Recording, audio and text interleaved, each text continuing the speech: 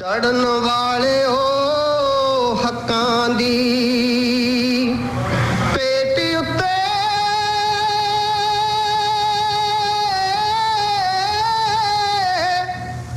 ਤੁਹਾਨੂੰ ਸ਼ਰਧਾ ਦੇ ਫੁੱਲ ਚੜਾਉਣ ਲੱਗਿਆ ਤੁਹਾਡੀ ਯਾਦ ਵਿੱਚ ਬੈਠ ਕੇ ਦੋ ਘੜੀਆਂ ਇੱਕ ਦੋ ਪਿਆਰ ਦੇ ਹੰਝੂ ਬਹਾਨ ਲੱਗਿਆ ਤੁਹਾਨੂੰ ਮਿਲੂ ਹੁੰਗਾਰਾ ਸੰਸਾਰ ਵਿੱਚੋਂ ਮੁੱਢ ਬੰਨਿਆ ਤੁਸੀਂ ਕਹਾਣੀਆਂ ਦਾ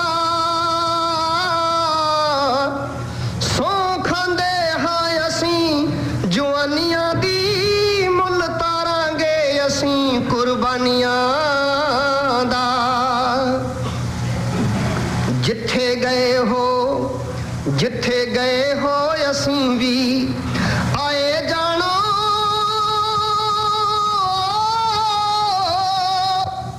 ਤੇ ਬਲਦੀ ਚਿਖਾ ਹੁਣ ਠੰਡੀ ਨਾ ਹੋਣ ਦੇਣੀ ਗਰਮ ਰੱਖਾਂਗੇ ਦੌਰ ਕੁਰਬਾਨੀਆਂ ਦਾ ਲਹਿਰ ਹੱਕਾਂ ਦੀ ਰੰਡੀ ਨਾ ਹੋਣ ਦੇਣੀ। तमाम श्रोतियां दा स्वागत है प्रोग्राम रेडियो इनकलाब विच। दोस्तों मैं यानी अनु और मेरे नाल भारती जी भी स्टूडियो च हाज़र ने। एक बार फिर असी तुहाडे लई नवां प्रोग्राम रेडियो इनकलाब लैके हाज़र हो गए हैं। तो भारती जी सब तो पहलां तां पिछले हफ्ते असी गैर हाज़र सीगे, उहदे वास्ते अपने श्रोतियां तो माजरत चाहुंदे हां, माफ़ी मंगदे हां कि कुछ साडे निजी रुझेवें होण कारण असी स्टूडियो तो लाइव प्रोग्राम नहीं कर सके। सो श्रोतियां ने उस तो पिछले सोमवार दा जिहड़ा प्रोग्राम सी ਉਹ ਦੁਬਾਰਾ ਸੁਣਿਆ। ਖੈਰ ਅੱਜ ਅਸੀਂ ਇੱਕ ਲਾਈਵ ਪ੍ਰੋਗਰਾਮ ਲੈ ਕੇ ਤੁਹਾਡੇ ਨਾਲ ਹੋ ਗਏ ਹਾਂ। तो ਅੱਜ ਦੇ ਪ੍ਰੋਗਰਾਮ ਵਿੱਚ काफ़ी सारे विषय मेरा ख्याल साढ़े खैर विषय तो वो मेन एक ही है, पर काफ़ी सारे इस वक्त जेडे इंसिडेंट्स या लहरां उठण दी कोशिश कर रही ने उन्हां ते असीं गलबात करांगे। तो सब तो पहलां तो मैं जिक्र करांगी कि ब्लैक लाइव्स मैटर जेड़ी कि एंटी रेसिज्म एक कैंपेन काफ़ी एक मूवमेंट काफ़ी लंबे समय तो चलती आ रही है, पर पिछले हाँ दुनिया USA तो खैर शुरू हुई है वो, पर इस वक्त दुनिया भर विच वो जोर फड़ चुकी है। क्योंकि असी 2 हफ्ते पहला जिहड़ा प्रोग्राम सी उहदे विच पूरी तुहाडे नाल जानकारी श्रोतियां नाल शेयर कीती सी कि जॉर्ज फ्लॉयड नाम दा जिहड़ा काले मूल दा एक व्यक्ति अमरीका विच पुलिस द्वारा ਉਹਦਾ ਕਤਲ ਕੀਤਾ ਗਿਆ। ਉਹ ਦੁਬਾਰਾ ਅਸੀਂ ਦੁਹਰਾਵਾਂਗੇ ਨਹੀਂ ਉਹ ਕਹਾਣੀ ਨੂੰ। ਖੈਰ ਉਹ उस कतल तो बाद पूरे दुनिया भर विच जिहड़ियां ने मार्च हो रहे ने, एंटी रेसिज्म मार्च हो रहे ने। तो बीते कल इत्थे ऑकलैंड च दोबारा मार्च होया। सिर्फ ऑकलैंड नहीं, मेन जिहड़े सेंटर्स ने न्यूजीलैंड दे मेरे ख्याल वेलिंगटन, डुनीडन, क्राइस्टचर्च काफ़ी सारे शहरों विच मार्च होए ने। तो उस सिलसिले विच साडे नाल मेहमान होणगे अज मनदीप सिंह जिहड़े कि आज़ाद रंगमंच तो ने। जल्द ही उन्हां नाल असीं फोन ते राबता करांगे, क्योंकि मनदीप ही क्यों ये गलबात करन लई ये भी थोड़ा जिहा श्रोतियां नूं दसते चलिए कि असीं देख रहे हैं कि इत्थे खास करके न्यूजीलैंड विच ऑकलैंड विच ये जिहड़ी मूवमेंट है, कैंपेन है, ये जिहड़े युवक ने नव युवक ने यूथ है जिहड़ा उन्हां ने आप मुहारे इहदी लीड लई है। किसी जथेबंदी नाल भी संबंधित हाँ नहीं है। बिल्कुल बिल्कुल। तो इस करके सानू लगदा है कि साडे भाईचारे चों साडे समाज विचों मनदीप सिंह कुछ गिणे चुने मैं कहांगी कि नौजवान ने इत्थे जिहड़े इहो जिहे गंभीर विषयां नूं समझदे ने और जिहड़े असी चढ़ के हिस्सा भी लैंदे ने। हाँ हिस्सा भी लैंदे ने। तो इस करके असी इस विषय ते मनदीप नाल गल करांगे, वरना मैं और तुसी भी इहदे ते गलबात कर सकदे। पर सानू लगदा है कि जिहड़ी अगली पीढ़ी है साडी ਉਹ अगर एक्टिव है इस चीज़ तो उन्हां नूं सानू शामिल करना चाहिए, उन्हां नूं लीड लैण देनी चाहिए है। तो जल्द ही मनदीप सिंह नाल असी फोन ते राबता करांगे। उस तो बाद इत्थे लोकल काफ़ी सारे मसले ने भारत विच भी जिहड़े फीमेल एक्टिविस्ट्स नूं नज़रबंद कीता होया है, उन्हां नूं अरेस्ट कीता होया, ਉਹਦੇ ਤੇ थोड़ी सांझ पावांगे तुहाडे नाल। ਉਹ ਜਿਹੜਾ पुराना UAPA act unlawful action unlawful activity prevention act ਹੈ ਉਹਦੇ ਤਹਿਤ ਹੁਣ ਜਿਹੜੀਆਂ ਯੰਗ ਫੀਮੇਲ ਐਕਟਿਵਿਸਟਸ ਨੇ ਉਹਨਾਂ ਤੇ ਜਿਹੜਾ ਜ਼ਬਰ ਹੋ ਰਿਹਾ ਤਾਂ ਉਹ ਗੱਲਬਾਤ ਕਰਾਂਗੇ। ਬਾਕੀ ਇੱਥੇ ਲੋਕਲ ਬਹੁਤ ਸਾਰੇ ਮਸਲੇ ਜਿਹੜਾ ਰੇਸਿਜ਼ਮ ਦਾ ਤਾਂ ਹੈ ਹੀ ਹੈ, ਜਿਹੜਾ ਇਸ ਵਕਤ ਪ੍ਰਵਾਸੀ ਕਾਮਿਆਂ ਦਾ ਮਾਈਗ੍ਰੈਂਟਸ ਨੂੰ ਲੈ ਕੇ ਅਨੂ ਜੀ ਉਹ ਵੀ ਰੇਸਿਜ਼ਮ ਹੀ ਹੈ, ਉਹਦਾ ਸਿਰਫ ਮੈਨੀਫੈਸਟ ਹੋਣ ਦਾ ਤਰੀਕਾ ਬਿਲਕੁਲ ਇਸ ਕਰਕੇ ਅਸੀਂ ਉਹ black lives matter migrant lives matter ਨੂੰ ਸਾਈਡ ਬਾਈ ਸਾਈਡ ਲੈ ਕੇ ਚੱਲਦੇ ਹਾਂ। ਤਾਂ ਉਹਦੇ ਵਿੱਚ ਪਹਿਲਾਂ ਵੀ ਗੱਲਾਂ ਹੋ ਚੁੱਕੀਆਂ ਨੇ, ਸੋ ਥੋੜਾ ਜਿਹਾ ਉਹ ਗੱਲਾਂ ਨੂੰ ਦੁਹਰਾਉਣ ਵਾਲੀ ਵੀ ਗੱਲ ਹੈ, ਪਰ ਇਸ ਵਕਤ ਜੋ ਚੱਲ ਰਿਹਾ ਉਹਦੇ ਸੰਦਰਭ ਵਿੱਚ ਅਸੀਂ ਉਹ ਮਾਈਗ੍ਰੈਂਟਸ ਨਾਲ ਜਿਹੜਾ ਰੇਸਿਜ਼ਮ ਹੋ ਰਿਹਾ ਇਹ ਅਸੀਂ ਆਮ ਸੜਕਾਂ ਤੇ ਜਿਹੜਾ ਰੇਸਿਜ਼ਮ ਉਹਦੀ ਗੱਲ ਤਾਂ ਇੰਨੀ ਨਹੀਂ ਹੈ, ਜ਼ਿਆਦਾ ਇਹ ਹੈ ਕਿ ਜਿਹੜੀ ਸਥਾਪਤੀ ਜਾਂ ਸਟੇਟ ਜਿਹੜੀ ਸਰਕਾਰ ਹੈ ਇੰਸਟੀਟਿਊਸ਼ਨਲਾਈਜ਼ਡ ਜਿਹੜਾ ਰੇਸਿਜ਼ਮ ਹੈ ਅੰਦਰ ਧੁਰ ਅੰਦਰ ਤੱਕ ਬੈਠਾ ਹੋਇਆ ਉਹਦੀ ਗੱਲਬਾਤ ਹੋਏਗੀ। ਉਸ ਤੋਂ ਇਲਾਵਾ 2-3 ਸੂਚਨਾਵਾਂ ਨੇ, ਜ਼ਰੂਰੀ ਸੂਚਨਾਵਾਂ ਨੋਟਿਸਿਸ ਨੇ, ਉਹ ਤੁਹਾਡੇ ਨਾਲ ਸ਼ੇਅਰ ਕਰਾਂਗੇ ਅਸੀਂ। ਤਾਂ ਹੁਣ ਮੇਰਾ ਖਿਆਲ ਭਾਰਤੀ ਜੀ ਅਸੀਂ ਇੱਕ ਗੀਤ ਜਿਹੜਾ ਸਰੋਤਿਆਂ ਦੀ ਨਜ਼ਰ ਕਰਕੇ ਕੋਸ਼ਿਸ਼ ਕਰਾਂਗੇ ਕਿ ਮਨਦੀਪ ਸਿੰਘ ਹੋਰਾਂ ਨਾਲ ਸਾਡਾ ਰਾਬਤਾ ਹੋ ਸਕੇ। ਤਾਂ ਦੋਸਤੋ ਇਸ ਤਰ੍ਹਾਂ ਤੁਸੀਂ ਸਾਡੇ ਨਾਲ ਬਣੇ ਰਹਿਣਾ ਰੇਡੀਓ ਇਨਕਲਾਬ ਪਲੈਨਟ 104.6 FM ਦੇ ਮਾਧਿਅਮ ਤੋਂ।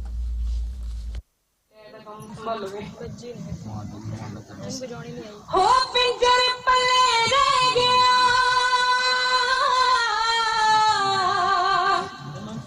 ਤੂੰ ਪੀ ਗਿਆ ਸਾਡਾ ਖੂਨ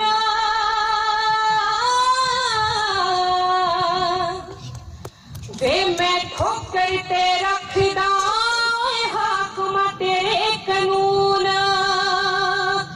ਵੇ ਮੈਂ ਠੋਕਰ ਤੇ ਰੱਖਦਾ ਹਾਕਮਾਂ ਤੇਰੇ ਕਾਨੂੰਨ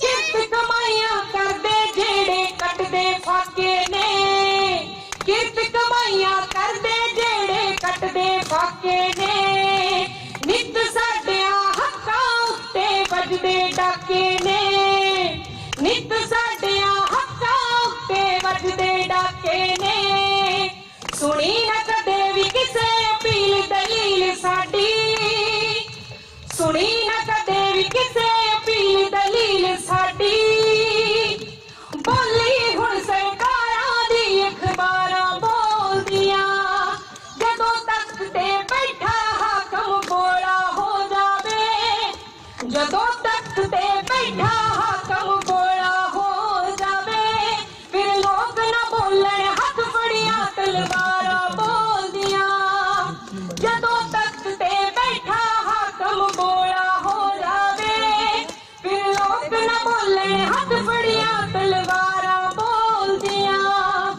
ਨੌਕਰੀਆਂ ਲਈ ਮੰਤਰੀਆਂ ਦੇ ਚੈੱਕ ਜ਼ਰੂਰੀ ਨੇ ਨੌਕਰੀਆਂ ਲਈ ਮੰਤਰੀਆਂ ਦੇ ਚੈੱਕ ਜ਼ਰੂਰੀ ਨੇ ਡਿਗਰੀ ਨਾ ਹੁਣ ਚੱਲੇ ਇੱਥੇ ਚੈੱਕ ਜ਼ਰੂਰੀ ਨੇ ਡਿਗਰੀ ਨਾ ਹੁਣ ਚੱਲੇ ਇੱਥੇ ਚੈੱਕ ਜ਼ਰੂਰੀ ਨੇ ਜਾਂ ਫਿਰ ਮਿੱਤਰਾ ਕੰਧ ਤੇ ਲੱਗੀਆਂ ਲਿਸਟਾਂ ਤੇ ਜਾਂ ਫਿਰ ਮਿੱਤਰਾ ਕੰਧ ਤੇ ਲੱਗੀਆਂ ਲਿਸਟਾਂ ਤੇ ਅਫਸਰ ਸ਼ਾਹੀ ਵਿੱਚ ਪਈਆਂ ਵੰਗਾਰਾਂ ਬੋਲਦੀਆਂ ਜਦੋਂ ਤੱਕ ਤੇ ਬੈਠਾ ਹਾਕਮ ਬੋਲਾ ਹੋ ਜਾਵੇ ਫਿਰ ਲੋਕ ਨਾ ਬੋਲਣ।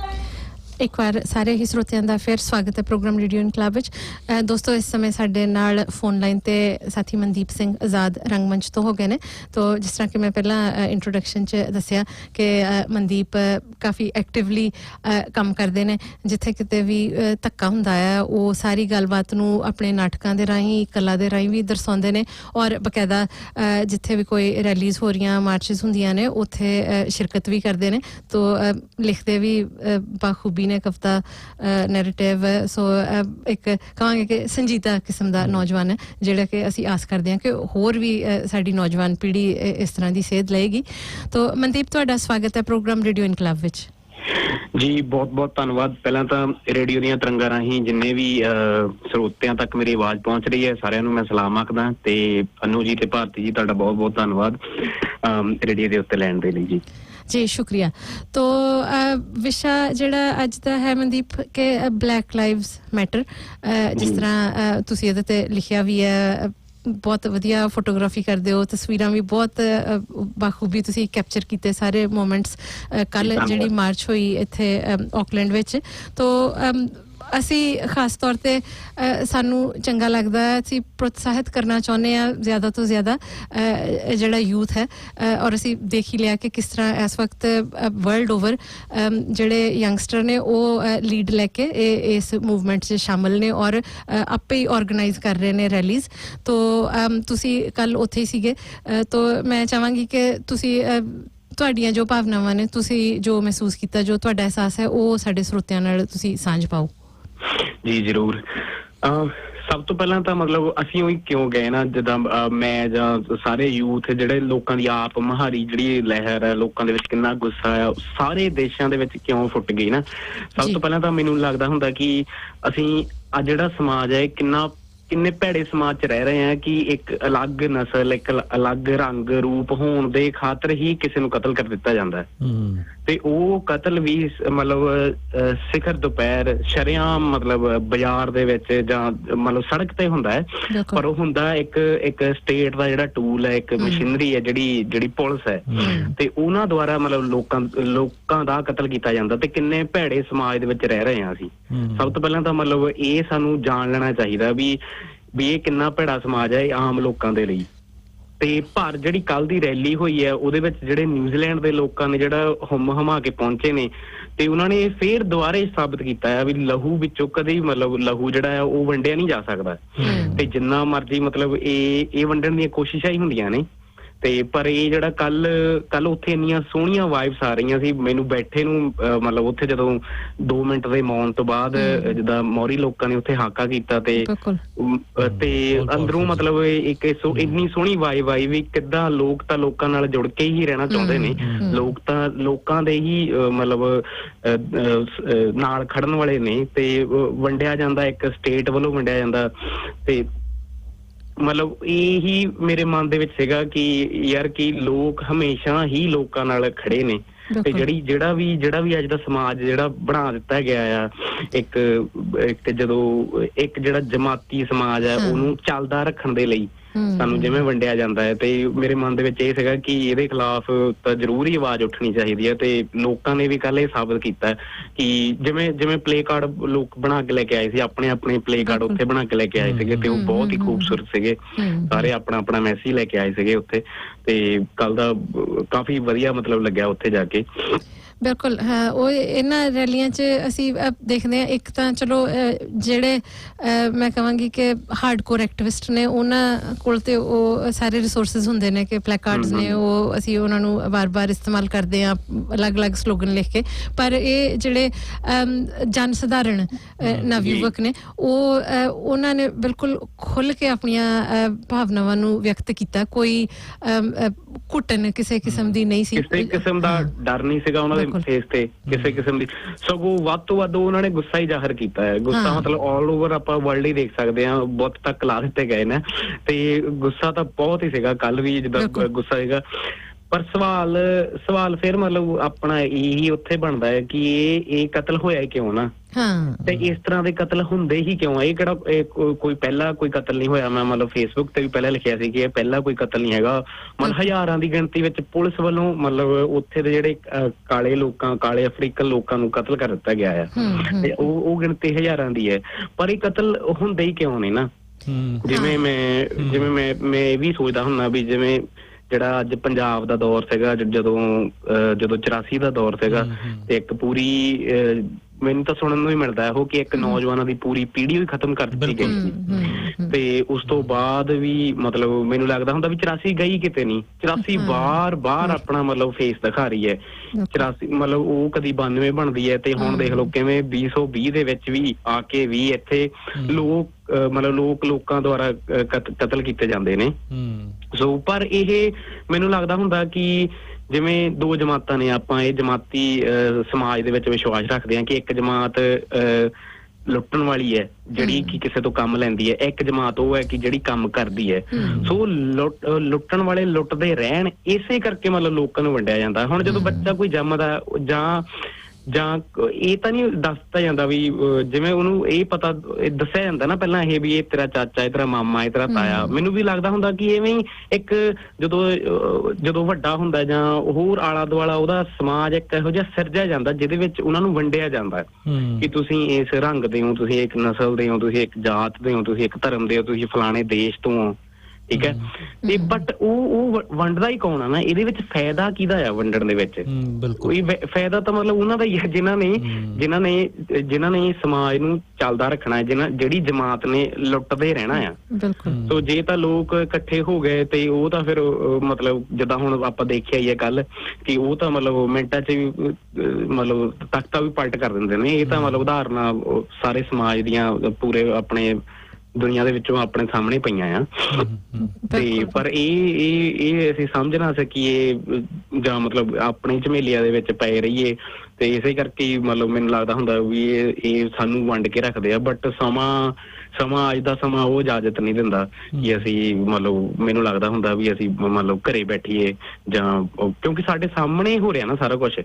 ਅਸੀਂ ਮੂਲ ਸਿਰਫ ਤੇ ਸਿਰਫ ਦਰਸ਼ਕ ਕਿਵੇਂ ਬਣ ਸਕਦੇ ਆ ਕਿਉਂਕਿ ਜੇ ਤਾਂ ਹੋਵੇ ਸਾਨੂੰ ਕਿਸੇ ਚੀਜ਼ ਦਾ ਪਤਾ ਨਹੀਂ ਹੈਗਾ। ਸੋ ਫੇਸਬੁੱਕ ਤੇ ਵੀਡੀਓਜ਼ ਮਤਲਬ ਅਪਲੋਡ ਹੁੰਦੀਆਂ ਆ, ਸਾਡੇ ਸਾਹਮਣੇ ਸਭ ਕੁਝ ਹੋ ਰਿਹਾ ਤੇ ਅਸੀਂ ਫੇਰ ਵੀ ਜੇ ਅਸੀਂ ਸਮਝਦੇ ਆ ਸਾਰੀਆਂ ਚੀਜ਼ਾਂ ਨੂੰ ਅਸੀਂ ਸਿਰਫ ਤੇ ਸਿਰਫ ਦਰਸ਼ਕ ਨਹੀਂ ਹੋ ਸਕਦੇ, ਮੈਨੂੰ ਐਂ ਲੱਗਦਾ ਹੁੰਦਾ। ਸੋ ਇਸ ਤਰ੍ਹਾਂ ਦਾ ਜਿਹੜੀਆਂ ਰੈਲੀਆਂ ਨੇ, ਇਸ ਤਰ੍ਹਾਂ ਦੇ ਜਿਹੜੇ ਮੈਨੂੰ ਲੱਗਦਾ ਹੁੰਦਾ ਵੀ ਜਿਹੜੀਆਂ ਮੂਵਮੈਂਟਸ ਨੇ ਬਹੁਤ ਜ਼ਰੂਰੀ ਨੇ। ਸੋ ਮੈਂ ਤਾਂ ਚਾਹੁੰਦਾ ਵੀ ਸਾਡੇ ਪੰਜਾਬੀ ਜਿਹੜੇ ਭਾਈਚਾਰੇ ਦੇ ਲੋਕ ਨੇ ਉਹ ਵੀ ਜਲਦ ਤੋਂ ਜਲਦ ਇਸ ਗੱਲ ਨੂੰ ਸਮਝਣ ਕਿ ਸਿਰਫ ਤੇ ਸਿਰਫ ਮਤਲਬ ਜਿਹੜਾ ਕਿ ਉੱਥੋਂ ਆ ਜਾਣਾ ਤੇ ਚੰਗੀ ਲਾਈਫ ਮਿਲ ਜਾਣੀ ਇਹੀ ਨਹੀਂ ਬਹੁਤ ਹੁੰਦਾ। ਕਿਉਂਕਿ ਇਹ ਜਿਹੜੀ ਅੱਗ ਹੈ ਇਹ ਕਿਹੜਾ ਮਤਲਬ ਇੱਕ ਘਰ ਲੱਗਣੀ ਆ ਨਾ, ਜਦੋਂ ਅੱਗ ਲੱਗਣੀ ਆ ਸਾਰੇ ਘਰਾਂ ਦੇ ਵਿੱਚ ਹੀ ਲੱਗਣੀ ਆ ਉਹ। ਜਦੋਂ ਫਿਰ ਸਾਡੇ ਤੇ ਇੱਕ ਅੱਗ ਲੱਗਣੀ ਆ ਅਸੀਂ ਉਦੋਂ ਹੀ ਨਾ ਲੜੀਏ, ਅਸੀਂ ਹੋਰਾਂ ਲਈ ਵੀ ਮਤਲਬ ਲੜਦੇ ਰਹੀਏ।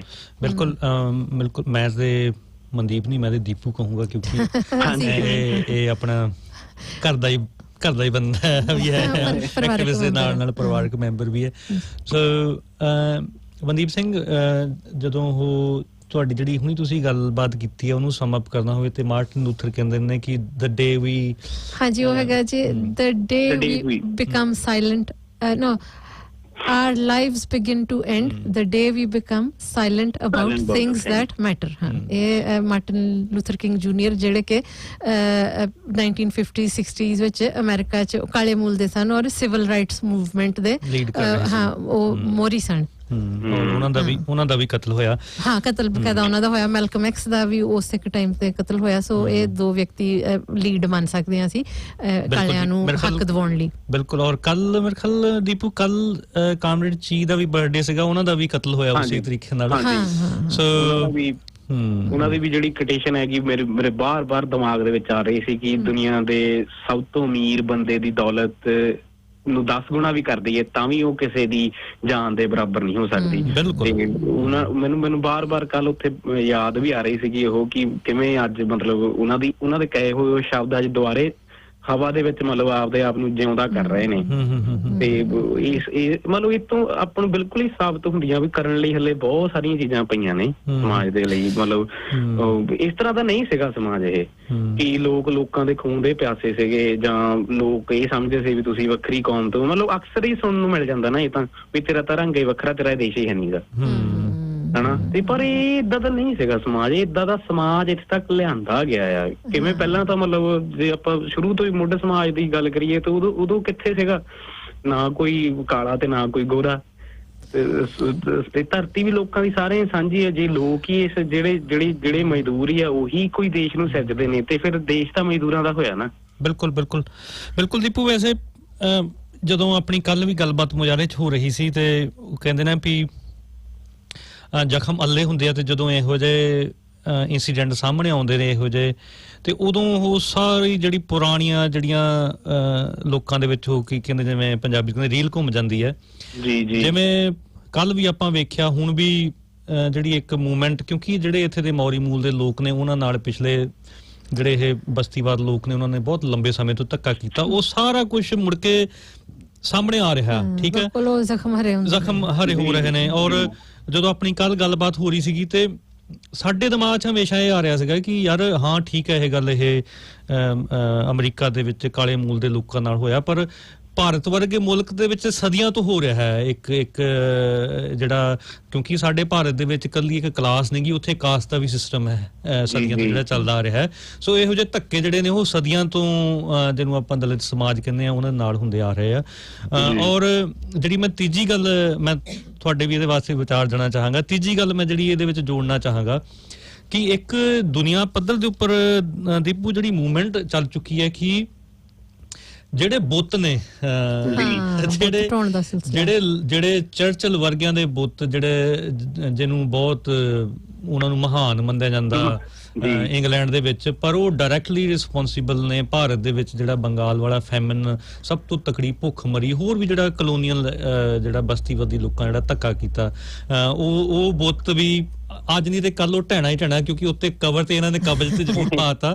ਪਰ ਹੋਰ ਦੁਨੀਆ ਦੇ ਵਿੱਚ ਉਧਰ ਲਿਵਰਪੂਲ ਦੇ ਵਿੱਚ ਜਿਹੜੇ ਸਲੇਵ, ਕਿਉਂਕਿ ਇੱਥੇ ਹੈਮਿਲਟਨ ਵਿੱਚ ਵੀ ਯੈਸ ਉਹ ਵੀ ਡਿਬੇਟ ਚੱਲ ਰਹੀ ਹੈ, ਉਹ ਉਤਾਰ ਦਿੱਤਾ ਗਿਆ ਬੁੱਤ ਮੇਰਾ ਖਿਆਲ ਹੈਮਿਲਟਨ ਦਾ ਹਜੇ ਤੱਕ ਨਹੀਂ। ਮੇਰੇ ਖਿਆਲ ਕਹਿੰਦੇ ਕਿ ਉਹਦੀ ਡਿਸਕ੍ਰਿਪਸ਼ਨ ਲਿਖਤੀ ਜਾਵੇ।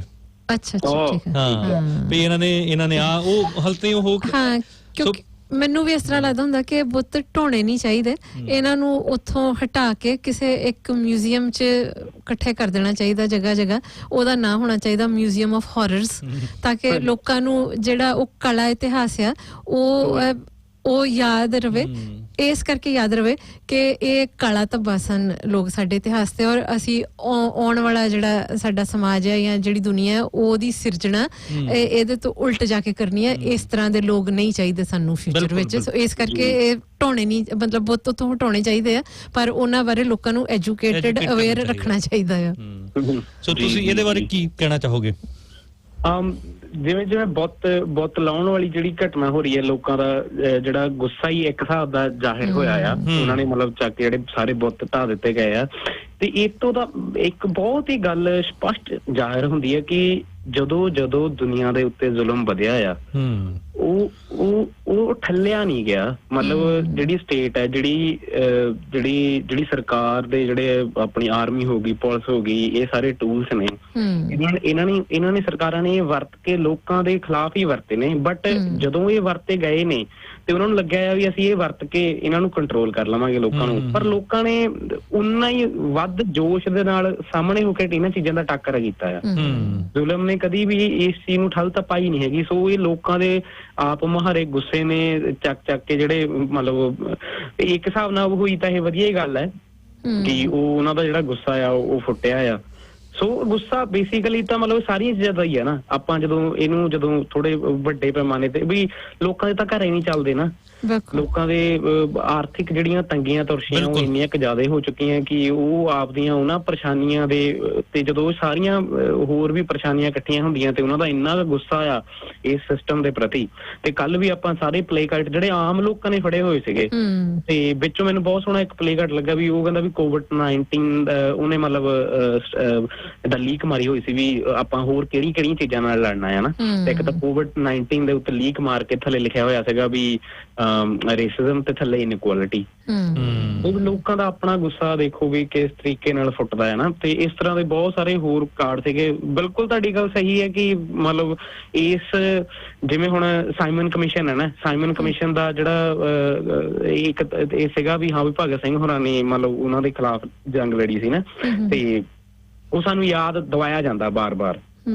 ਸੋ ਐਵੇਂ ਹੀ ਇਹ ਬੁੱਤ ਵੀ ਕਿਤੇ ਨਾ ਕਿਤੇ ਜੇ ਕਿਤੇ ਦਾ ਸਾਂਭ ਕੇ ਰੱਖੇ ਜਾਣ ਤੇ ਇਹ ਦੱਸਿਆ ਜਾਵੇ ਜਦੋਂ ਬਾਅਦ ਚੋਂ ਜਦੋਂ ਮਤਲਬ ਕਿ ਹਾਂ ਵੀ ਇਹ ਕਿੰਨੇ ਕਰੂਲ ਸਮਾਜ ਦੇ ਜਿਹੜੇ ਸਿਰਜਕ ਸੀਗੇ ਇਹ।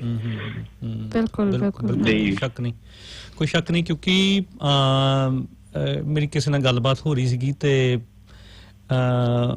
ਗੱਲਬਾਤ ਚੱਲ ਰਹੀ ਸੀ ਕਿ ਇੰਗਲੈਂਡ ਜਾਂ ਉਹ ਜਿਹੜਾ ਸਲੇਵਰੀ ਜਿਹਨੂੰ ਗੁਲਾਮਾਂ ਜਦੋਂ ਮੰਡੀ ਲੱਗਦੀ ਸੀਗੀ ਉਹਦੇ ਵਿੱਚ ਇੰਗਲੈਂਡ ਕਿਵੇਂ ਸ਼ਾਮਲ ਸੀਗਾ। ਇਹ ਇੱਕ ਬਹੁਤ ਆਪਣੇ ਆਪ 'ਚ ਵੱਡੀ ਹਿਸਟਰੀ ਹੈ। ਖਾਸ ਕਰਕੇ ਲਿਵਰਪੂਲ ਦਾ ਜਿਹੜਾ ਜਹਾਜ਼ਾਂ ਦਾ ਪੋਰਟ ਵਾ ਉਹ ਇਹ ਬਹੁਤ ਇਹ ਜਿਹੜੇ ਬ੍ਰਿਟਿਸ਼ ਸਾਮਰਾਜਵਾਦੀ ਸੀ ਬਹੁਤ ਸ਼ੈਤਾਨ ਕਿਸਮ ਦੇ ਸੀਗੇ ਕਿਉਂਕਿ ਇਹ ਆਪਣੇ ਮੁਲਕ 'ਚ ਨਹੀਂ ਸੀ ਲੈ ਕੇ ਆਉਂਦੇ, ਉਹਨਾਂ ਦਾ ਵਪਾਰ ਕਰਦੇ ਸੀ। ਉਹਨਾਂ ਨੂੰ ਇੱਕ ਵਸਤੂ ਵਾਂਗੂ ਇੱਕ ਕੰਟੀਨੈਂਟ ਤੋਂ ਲਿਆਂਦਾ ਜਾਂਦਾ ਸੀ, ਅਫਰੀਕਾ ਤੋਂ ਖਾਸ ਕਰਕੇ, ਤੇ ਦੂਸਰੇ ਅਮਰੀਕਾ ਵਰਗੇ ਜਾਂ ਹੋਰ ਜਿੱਥੇ ਵੀ ਉਹਨਾਂ ਨੂੰ ਦੂਸਰੇ ਜਿੱਥੇ ਵੀ ਇਹਨਾਂ ਦਾ ਬਸਤੀਵਾਦ ਚੱਲਦਾ ਸੀਗਾ ਉੱਥੇ ਕਾਲੇ ਮੂਲ ਦੇ ਲੋਕ ਭੇਜੇ ਜਾਂਦੇ ਸੀਗੇ। ਪਰ ਉਹਨਾਂ ਦਾ ਜਿਵੇਂ ਮੰਡੀ ਦੇ ਵਿੱਚ ਉਹਨਾਂ ਨੂੰ ਡਿਸਟ੍ਰੀਬਿਊਸ਼ਨ ਸੈਂਟਰ ਜਿਹੜਾ ਸੀਗਾ ਉਹ ਲਿਵਰਪੂਲ ਸੀਗਾ, ਤੇ ਜਿਹਦਾ ਬੰਦੇ ਦਾ ਹੁਣ ਉੱਥੇ ਬੁੱਤ ਤੋੜਿਆ ਉਹ ਬੰਦਾ ਉਹਦੇ ਵਿੱਚ ਖਾਸ ਵਿੱਚ ਸ਼ਾਮਲ ਸੀਗਾ। ਔਰ ਇੱਕ ਅਨੁਜ ਇੱਕ ਹੋਰ ਵੀ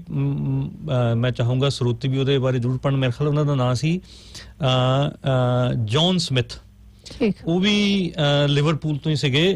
ਇਹ ਉਹਨਾਂ ਦੀ ਹਿਸਟਰੀ ਵੈਸੇ ਇੱਕ ਨੈਗੇਟਿਵ ਪੱਖ ਵੀ ਆ ਤੇ ਇੱਕ ਉਹਦੇ ਵਿੱਚ ਚੰਗਾ ਪੱਖ ਵੀ ਆ ਕਿ ਉਹ ਵੀ ਇੱਕ ਜਹਾਜ਼ਾਂ ਦੀ ਕੰਪਨੀ ਦੇ ਮਾਲਕ ਸੀਗੇ, ਸਮੁੰਦਰੀ ਜਹਾਜ਼, ਤੇ ਉਹਨਾਂ ਦਾ ਵੀ ਇਹੀ ਕੰਮ ਸੀਗਾ।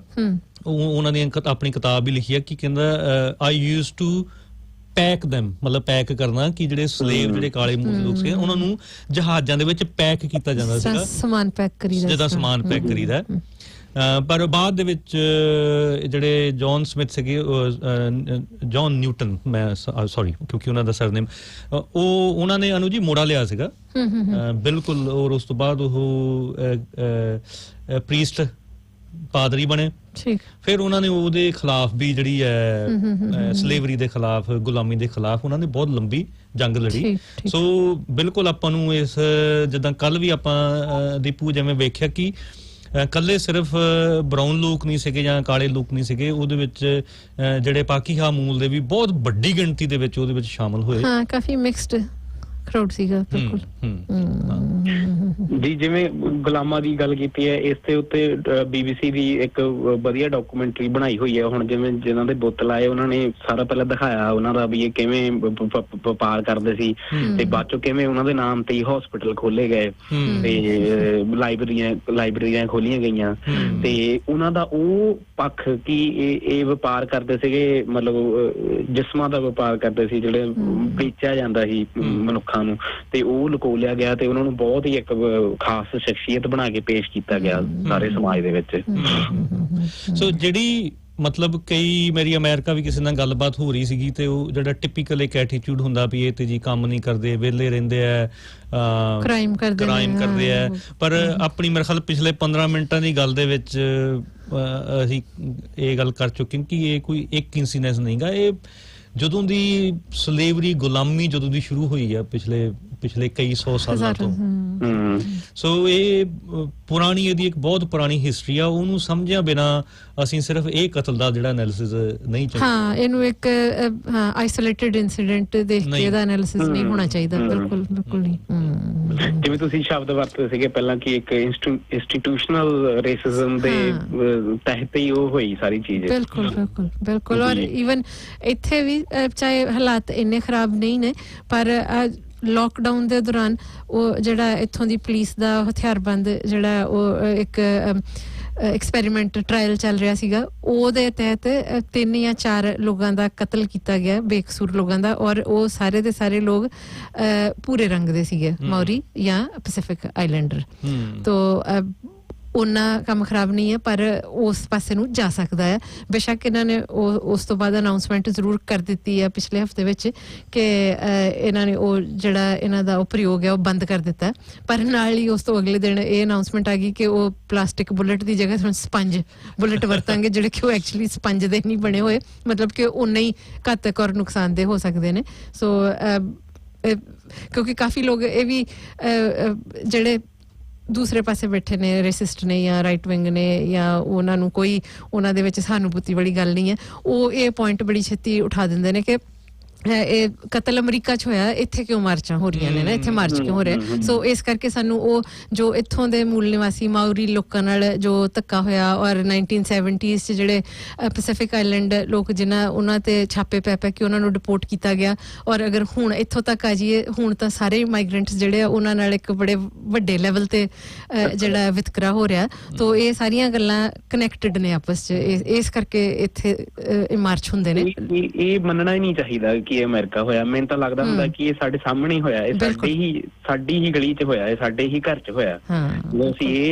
ਅਸੀਂ ਇਹ ਮੰਨ ਕੇ ਚੱਲਾਂਗੇ ਨਾ ਕਿ ਉਹ ਸਾਡਾ ਹੀ ਸੀ, ਕਿਉਂਕਿ ਖੂਨ ਜੇ ਡੁੱਲਿਆ ਤੇ ਲਾਲ ਹੀ ਡੁੱਲਿਆ ਨਾ। ਬਿਲਕੁਲ ਬਿਲਕੁਲ। ਤੇ ਉਹ ਜੇ ਮੰਨ ਕੇ ਆਪਾਂ ਚੱਲਦੇ ਹਾਂ ਕਿ ਅਸੀਂ ਮਨੁੱਖਤਾ ਦੇ ਵਿੱਚ ਐਡਾ ਵੱਡਾ ਵਿਸ਼ਵਾਸ ਰੱਖੀਏ ਕਿ ਸਾਰੇ ਹੀ ਲੋਕ ਸਾਡੇ ਨੇ ਤੇ ਅਸੀਂ ਸਾਰਿਆਂ ਦੇ, ਤੇ ਧਰਤੀ ਸਾਂਝੀ ਹੈ, ਤਾਂ ਆਪਾਂ ਨੂੰ ਫਿਰ ਨਹੀਂ ਮਤਲਬ ਇਸ ਵਿਚਾਰ ਵੱਲ ਕੋਈ ਖਿੱਚ ਸਕਦਾ ਕਿ ਹਾਂ ਵੀ ਤੁਸੀਂ, ਕਿਉਂਕਿ ਲੜਾ ਦਿੱਤਾ ਜਾਂਦਾ। ਕਿਉਂਕਿ ਹੁਣ ਜਿਵੇਂ ਸਾਡੀ ਵਾਲੀ ਪੀੜ੍ਹੀ ਹੈ, ਸਾਡੀ ਵਾਲੀ ਪੀੜ੍ਹੀ ਦੇ ਵਿੱਚ ਵੀ ਜਿਵੇਂ ਜੇ ਆਪਾਂ ਭਾਰਤ ਦੀ ਥੋੜੀ ਜਿਹੀ ਉਧਰ ਨੂੰ ਮੋੜਾ ਪਾ ਲਈਏ ਗੱਲਬਾਤ ਦੇ ਦੌਰਾਨ ਕਿ ਕਿਵੇਂ ਇੱਕ ਹਿੰਦੂ ਰਾਸ਼ਟਰ ਸਿਰਫ ਬਣਾਉਣ ਦੀ ਜਿਹੜੀ ਕੋਸ਼ਿਸ਼ ਮਤਲਬ ਚੱਲ ਰਹੀ ਹੈ, ਤੇ ਮਤਲਬ ਆਪਦੇ ਫਰੈਂਡ ਸਰਕਲ ਦੇ ਵਿੱਚੋਂ ਹੀ ਸਾਨੂੰ ਦੋਸਤਾਂ ਦੇ ਖਿਲਾਫ ਕੋਈ ਗੱਲ ਕਹਿਣੀ ਪੈ ਜਾਂਦੀ ਹੈ, ਕਿਉਂਕਿ ਉਹਨਾਂ ਨੇ ਉਹ ਵਿਚਾਰ ਗ੍ਰਹਿਣ ਕਰ ਲਏ ਹੁੰਦੇ ਆ ਕਿ ਮਤਲਬ ਕਿ ਲੋਕ ਤਾਂ ਅੱਡ ਅੱਡ ਹੀ ਹੁੰਦੇ ਆ।